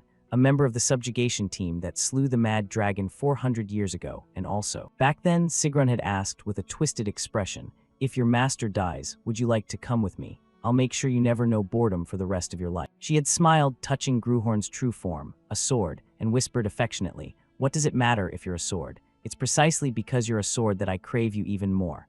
The crazy woman who had tormented me to a horrific degree. Just the memory made Adrian shudder in fear. Had she recognized him? And right when he had just hummed the monarch's song that she knew so well. Sigrun approached and spoke. "Have we met somewhere before?" Adrian shook his head frantically, making her mutter in confusion. "Strange. Why does this feel so familiar?" He slowly approached Sigrun and spoke up. "This is the first time I've seen an elf with my own eyes." Other nobles began to slowly edge closer to her as well. "Really? Is it true?" She placed her hand on her chin, looking pensive. Then she declared coldly, enough to make Adrian freeze in his tracks. "Liar," he thought to himself. 400 years ago, Sigrun was a top-tier powerhouse even in his past life. There was no telling what kind of monster she had become by now. Sigrun then voiced her thoughts. Humans usually have two reactions when they see an elf for the first time. The majority are instantly mesmerized, but those of a high level instinctively become guarded. She reached out her hand, nearly touching Adrian. "However, as I see it," she leaned in close with a remark, "Your Highness doesn't seem to have reached such a high level yet." Adrian pushed her finger away as he replied, "It's just that my aesthetic taste is a bit unusual." This action made Sigrun's expression darken for a split second. She pulled up her hood and turned to leave. "I am glad to have met you, even if only for a moment." Only then did Adrian allow himself a sigh of relief. One hurdle cleared for now. Comments rang out as several girls appeared one after another. "Too young. And this one doesn't even want to meet my eyes." Another was called up. "Is she here to duel me?" A little girl followed. "I told you, they're too young." There were even women with various expressions. No interest whatsoever. The queen looked so exhausted, she could barely sit upright. Adrian, standing beside her, felt the same. She turned to lecture him. "This is the selection for the princess consort. You shouldn't expect them to be like the women you usually encounter. A princess consort must be virtuous, intelligent, healthy, and come from a strong family background." Suddenly, an announcement came from outside. "Your Majesty, the Elven Embassy requests an audience." The queen nodded. Very well. The person who appeared was none other than Sigrun. She bowed respectfully. Sigrun of the Mistletoe tribe greets the beautiful Queen Margarita. The queen responded with an equally gentle smile. It has been a long time since the elves visited our kingdom. This is quite a surprise. Sigrun didn't beat around the bush and asked directly. It seems the queen is searching for a match for the prince. Is that correct? The queen didn't try to hide it, precisely as you suspected. Hearing this, she immediately presented herself. I am a high elf. In human terms, I could be considered nobility from a very ancient house. Adrian stood to the side, smirking inwardly, wondering what she was getting at. Sigrun continued her innocent act, and coincidentally, my age isn't much different from His Highness. Only Adrian knew the truth. Liar, you're nearly 1,000 years apart and you call that not much. How could she lie so shamelessly? Sigrun had heard that beautiful, eternal elves were the ideal partners for humans, and that there were even those who stayed by their side to serve them, similar to a knight order in human terms. Actually, from the first moment I saw the prince, I felt my destiny was entwined with his. Adrian was lost in thought over her words. Elves never lied about destiny and karma. Was she being serious? Hearing this, the queen was speechless, thinking it was quite a bold move. The declaration was enough to set the nobles gossiping. Come to think of it, elves take destiny very seriously. Is there going to be a marriage alliance with the elves? Good heavens. This time, Adrian couldn't restrain himself and acted immediately. He grabbed Sigrun by the wrist. Without a word, he pulled her away. We need to talk in private. The nobles watched them go, commenting on how insolent he was. The door was quickly shut. Adrian turned to the person beside him, Sigrun. He didn't mince words. Tell me your true objective. Sigrun had a smile on her face. I'm only here for the friendship between our people and the kingdom. Adrian laid his cards on the table. I'll ask one more time, Elder High Elf Sigrun, the executioner who has carried the bloodlust of her tribe for hundreds of years, the blade of the Mistletoe tribe. He posed the question, is your purpose reconnaissance, or are you here to carry out a sentence? This time Sigrun didn't hide it either and let out a chuckle. Interesting, how do you know about me? Adrian's face grew tense. He observed the killing intent radiating from her and judged silently. To my current self, she is a monster I can't even measure. The fact that she sensed destiny from him meant her grade was high enough to glimpse the past etched into his soul. Sigrun questioned him slowly, her every word laced with a threat. You know I am the executioner, yet you don't realize how foolish it is to keep secrets from me. Adrian gave a cold smirk. I know very well that it's just as foolish as running one's mouth in front of an executioner. Adrian changed the subject. That's enough joking, Sigrun. Don't interfere with my destiny. He was calculating in his head. Currently, she was only a little curious about him. At this rate, a tiny human's destiny would be torn apart by that crazy elf. If that was the case, it was better to spark an even greater interest in her, to become something that couldn't just be tasted and discarded, but a delicacy to be aged and savored slowly. Sigrun slowly approached, her face showing excitement as she observed Adrian.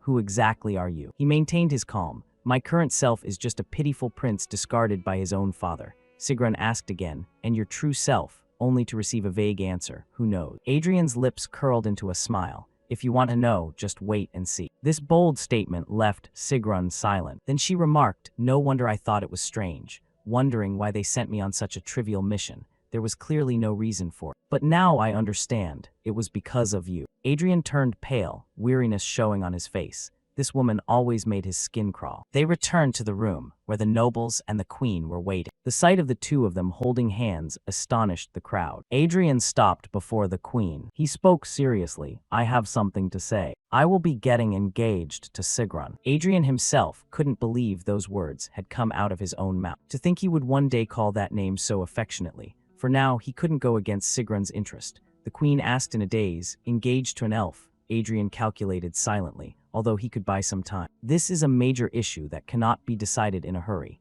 so I want to take some time to get to know her first. The queen tilted her head, calculating carefully. Very well, that is for the best. Adrian thought to himself. For the queen, this was time to calculate the benefits of this marriage. For Sigrun, it was time for the dish, known as himself, to ripen. And for me, it will be time to nurture my strength to escape this crazy elf. A hand slammed down so hard it spilled a teacup.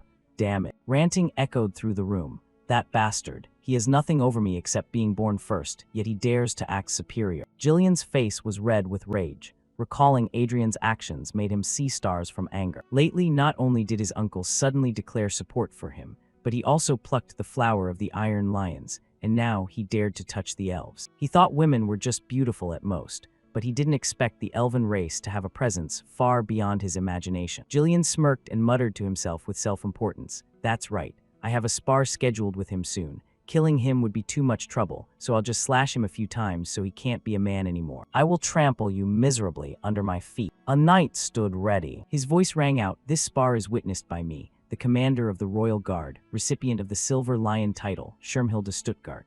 I declare that no one shall contest the result. Your Highnesses, draw your sword. Adrian let out a lazy yawn to the side. It's just a duel, why so many words? Jillian drew his sword with great arrogance. I've prepared a lot for you, brother. I've brought quite the audience. Do you like it? His words were full of challenge. I hope you won't disappoint those who came to watch. Adrian replied calmly. I've seen enough already. You talk too much. Jillian flared up, shouting an insult. I hope you still have the energy to talk like that once this is over. Seeing him charge in to attack, Adrian replied coldly. I intended to toy with you for a bit. He moved swiftly for a finishing blow. But I'm a bit busy now. Jillian collapsed to the ground before he could even react. The spectators were all stunned. Even the referee was wide-eyed with shock. Was that truly the first prince I once knew? From start to finish, Adrian's expression didn't change at all. He sheathed his sword. At that moment, Schirmhilde spoke up slowly. As the witness and official of this match, I judge the third prince unable to continue. The winner is the first prince. Adrian gave a cold, sidelong glance toward the back. His face was tense as he muttered, Are these people calling themselves nobles, crowding around to watch children fight? The nobles were whispering among themselves. Did Prince Jillian really lose? He was a promising two-chainer. How could he lose to the first prince who only started training months ago? Jillian woke up with his head covered in bandages. He practically jumped up with a curse. That damn useless bastard. He moved to throw the door open. Get ready, I'm going back to settle the score. A voice from behind stopped him. Your Highness. The knight reported calmly. The first prince left the capital with Count Balorhard as soon as the match ended. Jillian asked impatiently, Left to where? He replied hesitantly, Well, I hear he is heading north, to the Balorhard territory. Beside Adrian, Vale commented, You've become quite proficient at horse riding now. He replied with a smile, Once you get the hang of it, learning is quick, isn't it? This smug attitude made Vale scowl. I misspoke. You should learn some humility, but why the rush? The banquet is over, why not rest for a few days? Adrian explained calmly, Because there is no place for me in the capital. I have no intention of begging for support from those who don't recognize the true master of their country and only know how to suck up to the empire's dogs. Compared to the nobles, the soldiers and knights suit me better, don't they? Vale remarked. They may not be as good at calculating as nobles, but they are much more steadfast. Do you think winning their hearts is easy? At this, a smile appeared on Adrian's lips. Entering life and death situations together will naturally foster affection. What are you worried about, Uncle? Vale fell into his own thoughts. I still can't shake the feeling that you're in too much of a hurry. Adrian thought to himself, as for that, if I hesitate any longer, I'll end up having to marry that crazy woman. In the past, everyone she set her eyes on ended up destroyed. Before that happens, I must increase my strength. That's impossible in the peaceful capital, so I had to leave. The place to accelerate my growth and sharpen my blade is elsewhere. A place where human character is tested the most. The place where the most battle songs are born. The place I need to go is the battlefield. Vale spoke up as they reached a new location. That mountain over there is the Blade Mountain Range. It is the border my family has spent their lives guarding. Adrian shivered as the wind blew past him. It's freezing. Seeing this, the Count kindly reminded him, if you can't stand it, get inside the carriage. Adrian shook his head. No need. I have to get used to this cold sooner or later. From inside the carriage, another man's voice rang out. I feel like I'm being a bother. This old man had taken over one of the carriages. Adrian looked at him with curiosity. Why did you even follow us? There's nothing to see. Niccolo explained enthusiastically. If not now, when else will I get the chance to witness the rugged north? Besides, the book I'm writing will surely be useful to your highness. Adrian was annoyed by this attitude. Meddlesome old man. He turned his gaze elsewhere. It stopped on Arwen. Adrian slowly approached and asked with concern, Arwen, are you all right? It must be freezing sitting up front. She quickly turned her head and firmly denied it. I am fine, sir. Adrian looked at her trembling body and replied, If you're tired, you can swap shifts at any time.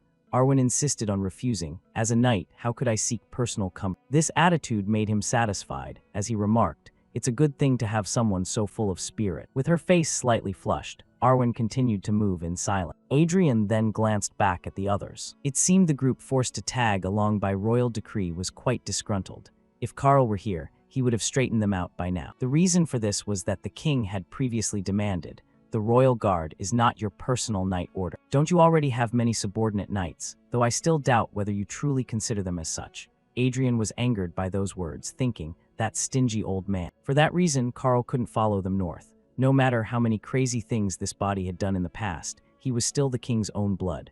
The king's attitude seemed a bit excessive. There must be some hidden story I don't know about. Seeing the snow fall more heavily, Vale urged them on. We must speed up. If we don't hurry, the blizzard will trap us. We won't be able to move forward or backward. The snowflakes soon turned into a full-blown blizzard. The march became so harsh that one couldn't even hear the voice of the person right next to them. Vale looked back worriedly. He quickly gave the order, abandon the carriages, keep only the horses and move on foot. Adrian looked around and thought to himself, was that a shout reinforced with mana? Next, he signaled to the person inside the carriage, Adelia. Adelia quickly grabbed his hand. Your Highness, thank you.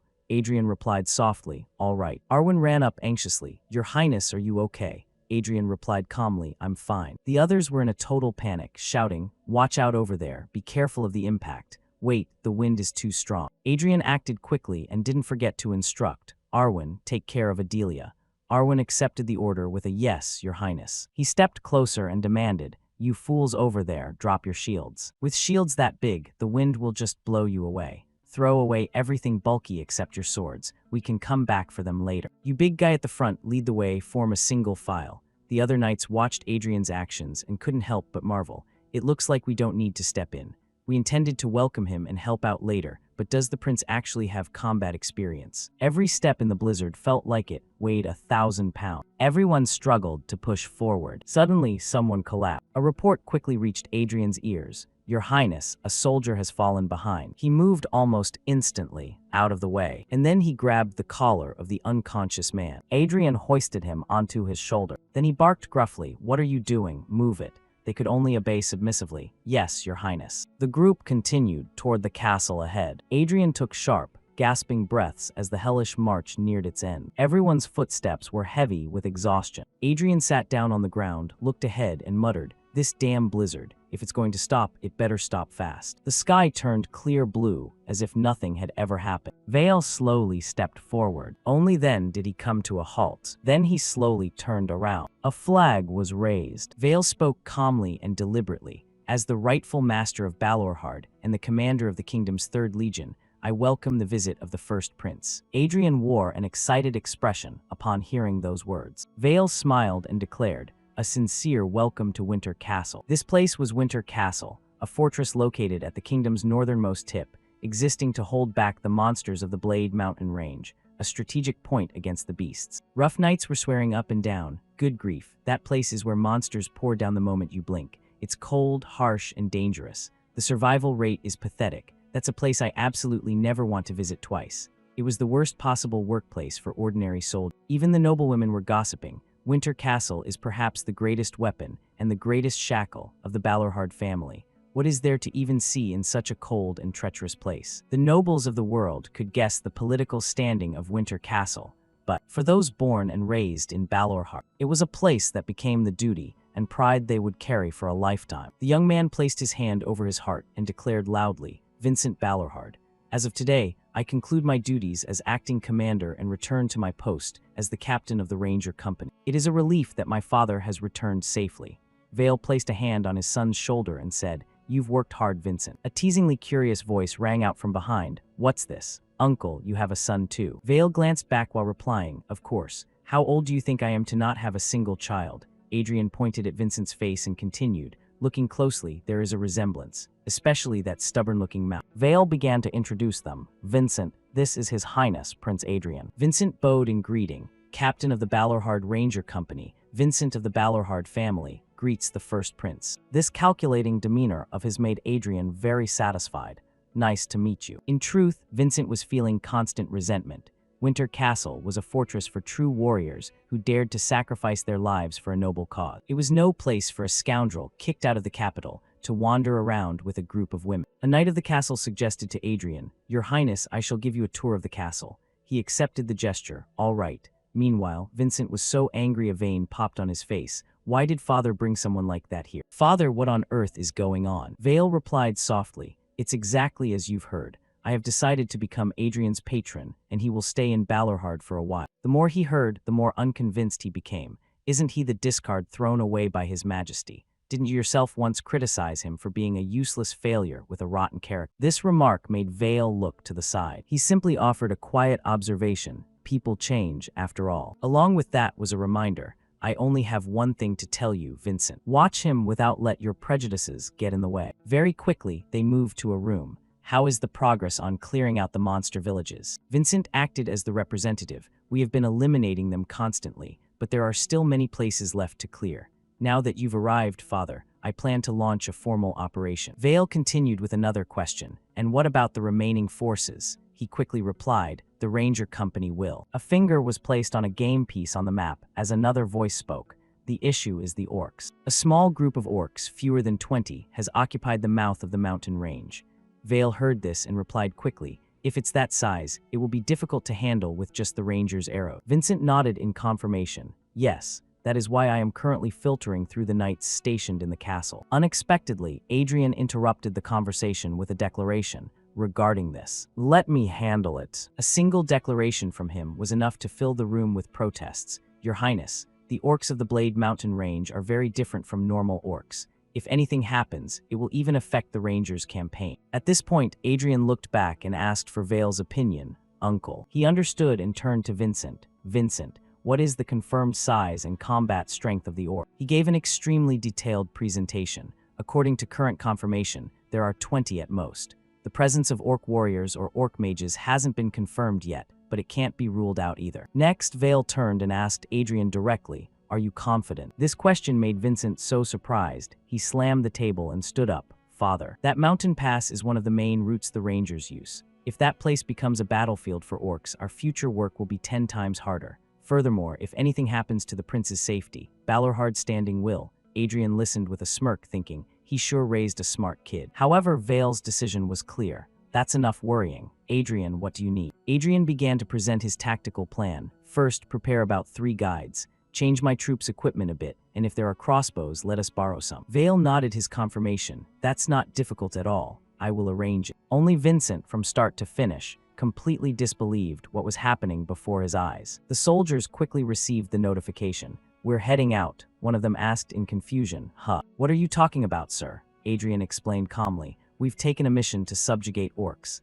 The enemy count is 20, orc warriors or mages might be there. The knight scratched his head and replied with confusion. Your Highness, we have the 3rd Legion for that. Why are we? Our mission is to be your guard. This answer gave him more leverage to counter. That's perfect. After all, to guard me, you have to follow me. The 3rd Legion will be in touch today, so go get your equipment and report back to me. At this point, they could only obey. Yes, Your Highness. Adrian glanced back and thought, since they're the soldiers given to me, I have to train them to be useful. They looked unreliable in the blizzard, but they were elites carefully selected by the royal family. Their abilities were quite good.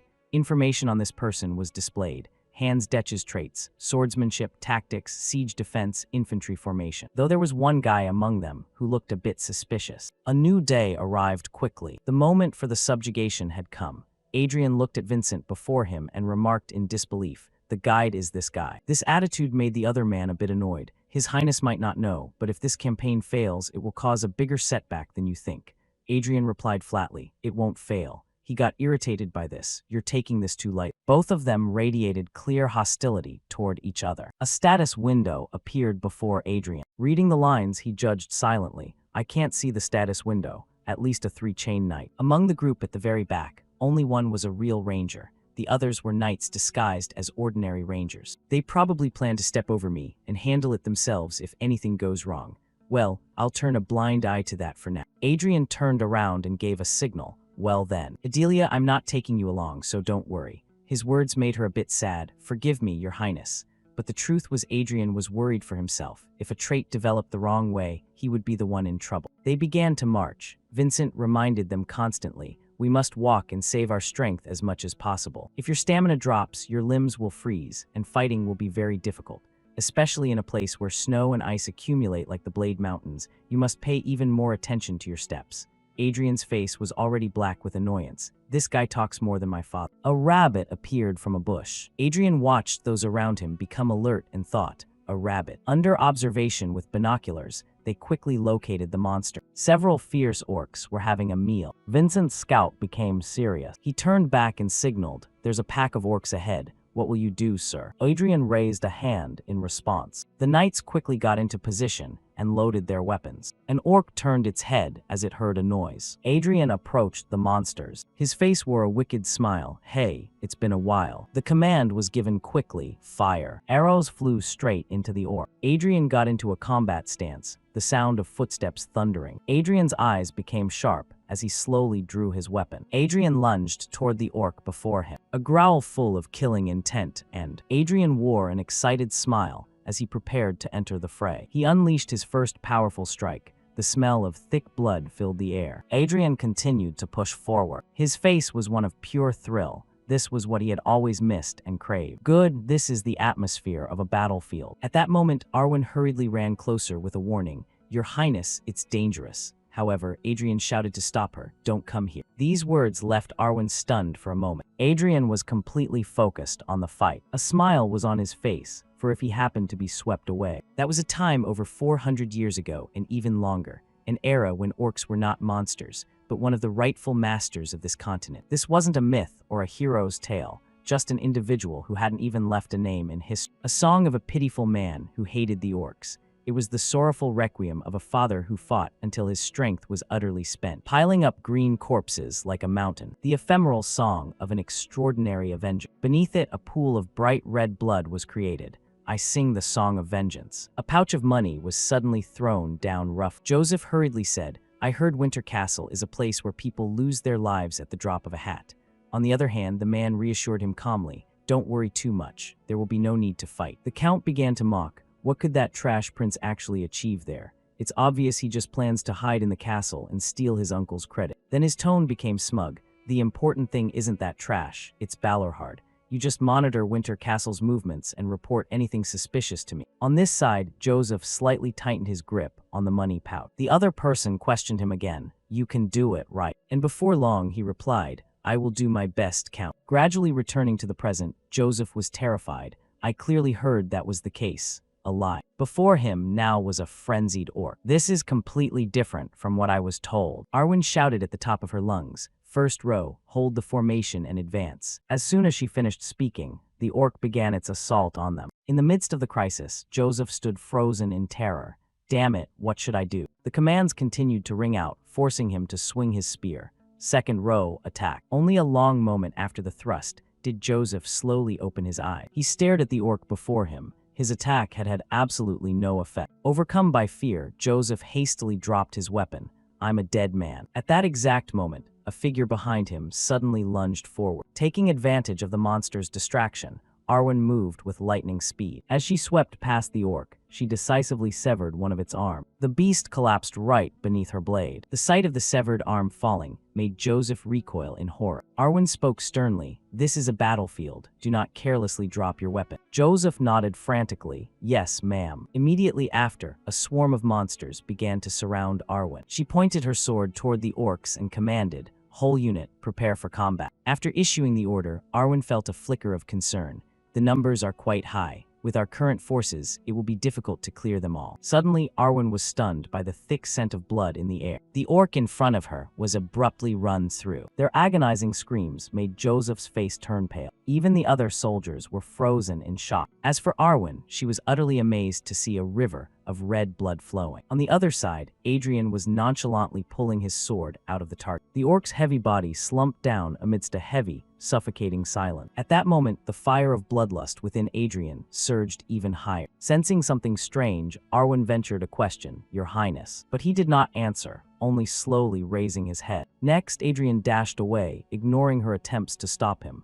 "Your Highness." His footsteps were rapid and frantic. Within his mind, Adrian recalled ancient battles. Still not enough. Back then, his master had used him to strike down an orc. "No matter how many I kill." Without stopping, he struck down another. It is never enough. His master's face remained entirely expressionless, obsessively seeking the blood of the enemy. Adrian recalled his master's aura, that man had wandered the barren lands ruled by orcs. A fierce orc swung its axe down, but he leaped high into the air. Taking the opening, the man incinerated it instantly. After the kill, he simply continued his walk. By then, the snow beneath his feet was stained red, and the mana in his heart had long since run dry. His body was staggering and wreathed in a crimson glow, yet he did not stop. Bit by bit, he looked up, drinking the blood and gnawing the flesh of the orcs. In an instant, his hair turned stark white. With every step, that man grew old and frail. The magic sword in his hand supported him, burning away what little life remained to fulfill his final wish. Those who were slaughtered were left without even a shred of flesh. As the witness to it all, the man's face darkened with horror. Alongside that was a defiled painting. It was a requiem for his wife and daughter. Returning to the battle, Adrian snapped his eyes open. Finally, his attention focused on a red flag. He faced the sworn enemy of his lifetime. His body was tattered and covered in wounds. He gave a faint, weary smile. Then in the next second, he lunged like a wild beast, facing the Orc King. He closed in directly. For the first time, the man attempted a strike at its head. However, the orc easily caught him. It then used its strength to crush him and throw him down. His entire body slammed violently into the snow. That fatal blow left him dazed. There was no longer any chance. After a while, the Orc King slowly raised its fist, leaving the warrior behind, motionless. But that man did not give up until the very last second. He struggled to take each weak breath. At that moment, his vision began to blur. Never told to anyone, in the end, he died without a word. It was a story known to no one. In his hand, Gruhorn lay silently. Perhaps I am the only one who remembers all of it. The memory abruptly cut off, making Adrian startle. Around him now were only the massive carcasses of orcs. Suddenly, Adrian heard a familiar commotion nearby. Looking over, he realized the battle was still ongoing. Knights, stop the orcs. The rest of you, pin them down. Adrian's palm quickly tightened into a fist. A light flashed in his eyes. I remember now. With a fresh surge of emotion, the chaotic flame within him rose. The Song of Vengeance is an unfinished song. Adrian told himself, I must complete this song. With that resolve, he struck down the orcs one by one. After handling 3 in a row, Adrian darted forward like an arrow. He plunged his blade straight into its abdomen. Foul blood gushed out, but Adrian remained as expressionless as before. A new verse has been added to the Song of Vengeance. The lyrics rang in his head, piling up yellowed corpses into a high mountain, while beneath it, a pool of red blood gathers. Reaching this point, Adrian suddenly muttered, and I stand before that place. Adrian stood before the orc with the Song of Vengeance echoing, and I stand before that place, remembering your soul. When it ended, the system notified him. The Song of Vengeance has transformed into the Song of the Requiem. His spirit gradually returned, and Adrian looked around. He quickly saw the silhouettes of Vale and Vincent behind. Their flag was snatched away and broken. Snapped the orcs' flag. Vincent declared without hesitation, the orcs have been completely annihilated. Simultaneously, Adrian thought, I declare victory. Right after, Vincent continued to shout, this is our victory. On the other hand, Adrian's curiosity was piqued. That man's name. Looking at him, Adrian reminisced. I believe it was Vincent Balorhart, the heir of the family who saw the war against monsters as his lifelong mission, the man who sacrificed his life in the past with the wish to destroy all orcs. Adrian began to doubt, to have the same name as that pitiful avenger. Back then, that man had whispered, even if there is a next life. His voice had grown determined. I will surely. It was this that made Adrian exclaim, what a strange coincidence this is. Vincent stood there with a clear look of annoyance on his face, quietly sulked. Adrian glanced over his shoulder and asked, what is it? Vincent stepped forward and handed a tattered flag to the prince, saying, he said to please accept this. Adrian tilted his head, completely baffled by the gesture. Vincent explained in a formal tone, in the 3rd Legion, the soldier who fights most bravely is awarded the enemy's flag. It's a trophy for a victory of eternal glory. Furthermore, this flag belongs to your highness. My lord, I offer my respect to your courageous battle today. Arwen stepped forward and called out to the protagonist. Your highness, I wish to express my respect for your heroic battle today. Suddenly, the entire group of armored knights bowed. They roared in unison, their voices echoing across the snowy landscape. Respect to his highness's brave battle. The corners of Adrian's mouth curled into a satisfied, triumphant smile as he started. Another voice cut in. You should speak a bit louder, so that everyone can hear you. He thrust the red flag high into the freezing air and screamed with all his might. We won. The knights were swept up in his infectious energy. They pumped their fists toward the sky, cheering wildly, we won. The fiery sky served as a backdrop for Adrian as he stood there in a victory pose. The soldiers roared, "Respect to your highness. Welcome to Winter Castle." Adrian basked in the admiration, his ego swelling inside. Victory, the cheering, the glory. I have everything in the palm of my hand. But then, completely shattering the solemn atmosphere, he clutched the flag like a prized toy and shouted with joy, "This flag is mine." Vincent stood behind him, looking utterly exhausted by the prince's boorish antics. Adrian continued to brag like a child. "Yeah, I'm the man." He stopped abruptly, a shadow falling over his face when he heard a soft voice whisper, 16. He turned his head and asked, "Huh?" Vincent looked at him with a slightly petty smirk. "I mean orc army flags. I have 16 of them." Adrian stood there frozen, jaw dropped in silence. The knights behind them broke into a cold sweat, one of them whispering, "The captain is being so childish." Adrian looked away with a look of utter indifference. He started waving the flag wildly right in Vincent's face, shouting, "Who cares? This flag is mine." Vincent recoiled, shocked by the sudden outburst. He lurched back, teeth clenched and a vein popping in his forehead as he thought, "I still can't stand this guy." A while later, a massive bonfire was blazing, sending thick black smoke into the twilight sky. The soldiers stood in silence before the pyre. Adrian and Arwen watched the flames. Vincent remarked softly, "Casualties weren't too bad for a fight against an elite orc unit." Adrian replied coldly, "Is that so?" Arwen looked down, a hint of sorrow in her eyes as she said, "Even so, it still feels like such a waste." Vincent stated firmly, without taking his eyes off the fire, "Victory is a tribute, and mourning great enough for those who fell. In Baal Valhard, we comfort the souls of the deceased with orc blood." Adrian looked at the young ranger commander, and a sense of familiarity washed over him. He thought, he has the same name and the way he talks is similar. Did he actually reincarnate? Adrian broke the silence. "Anyway, is the entire 3rd Legion following us?" Vincent lied without blinking an eye. "Oh, a ranger unit just happened to be passing by and joined us."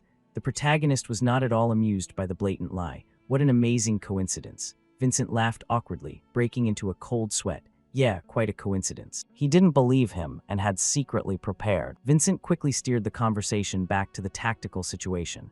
"By the way, it's strange that an orc unit came all the way down to the base of the mountain. It's also weird that the rangers didn't detect their movement. We should head back quickly." The soaring spires of Winter Castle were bathed in the golden light of the setting sun. The victorious expedition marched through the massive stone gates. The Count was waiting there to welcome them. "Well done. Congratulations on everyone's safe return." Adrian immediately puffed out his chest, waving the tattered red cloth. "This enemy flag is mine." He waved it vigorously from side to side. The knights gathered around him, laughing and clapping in praise. "That's incredible. Your Highness, you captured an enemy flag in your very first battle." A short distance away, Arwen and 2 other knights watched with dead eyes. One knight sighed, "His Highness is bragging about it again." The other added, "I think he's done that 11 times now." Arwen remained completely silent. Adrian continued to bluster, "Yeah, I'm the only one." Suddenly, the Count interrupted as he pulled Vincent aside for a report, asking about the anomalies in the mountains. Vincent reported that the orc unit appeared too early, suggesting they might have found a large prey or something was happening deep in the mountain. The Count added, "Neither sounds like good news for us. I wanted to let everyone rest, but this is important. Follow me." As Vincent left, he paused and glanced over his shoulder. "Your Highness, thank you for your hard work." Adrian watched him go, confused, and asked, "He seems weird, right?" Arwen smiled and explained, "Given his blunt personality, he probably feels embarrassed by the sudden change in his own attitude." Before Adrian could reflect on it, a frantic voice called out, "Your Highness." Adelia ran toward him, her face filled with obvious relief. "You've returned safely." She stopped in front of him, panting, her large green eyes trembling with anxiety. "I was so worried you might be hurt or lost." Adrian's expression softened into a gentle smile. "How sweet of you, Adelia." She looked up hopefully. "Yes." Adrian's gentle smile instantly turned into a smug grin as he shoved the tattered flag in her face and asked, "Do you have any idea what this is?" Night fell and darkness enveloped the quiet room. Vincent spoke up. "We will be forming a ranger investigation unit to scout the mountains over the next few days. We don't know what variables we'll find out there. Therefore, only elite personnel with specialized mountain scouting capabilities will be sent, which means you don't need to participate." Adrian slumped in a velvet armchair, pouting like a child. "I don't really get what you're saying. But why did you come all the way here just to report the meeting results?" Vincent avoided eye contact, clearly uncomfortable, answering that the commander-in-chief had ordered it. Adrian looked at him and realized the intention behind it. "It seems my uncle wants us to be friends. Well, that shouldn't be too hard." Adrian replied with a sigh, "Fine, you can go now. Get some good rest." Vincent bowed and left. The heavy wooden door closed. Adrian let out a long, weary sigh. He sat alone in the dim light, the red flag lying quietly on the polished wooden table. I got too immersed in the battle today. For the first time, I recited an ancient epic poem without missing a single stanza. This will probably keep happening. The epics I remember aren't mine, after all. Things I have, yet at the same time, they don't belong to me. I have to make them all completely mine. Just like how the poem of revenge is now a poem for the peace of soul. Suddenly, a sharp sound shattered the silence. Adrian snapped his head toward the window. Another sound followed. He looked toward the glass panes illuminated only by the moonlight and muttered, "A bird." But as Adrian focused his gaze, he caught his breath and realized, wait, no, it's not. The creature turned its head, its eyes glowing as bright purple voids. A terrifying, chaotic aura of black-purple energy radiated from its tiny body. Adrian stared at this ominous sign, his blood running cold. He realized the horrifying truth. That was no ordinary bird.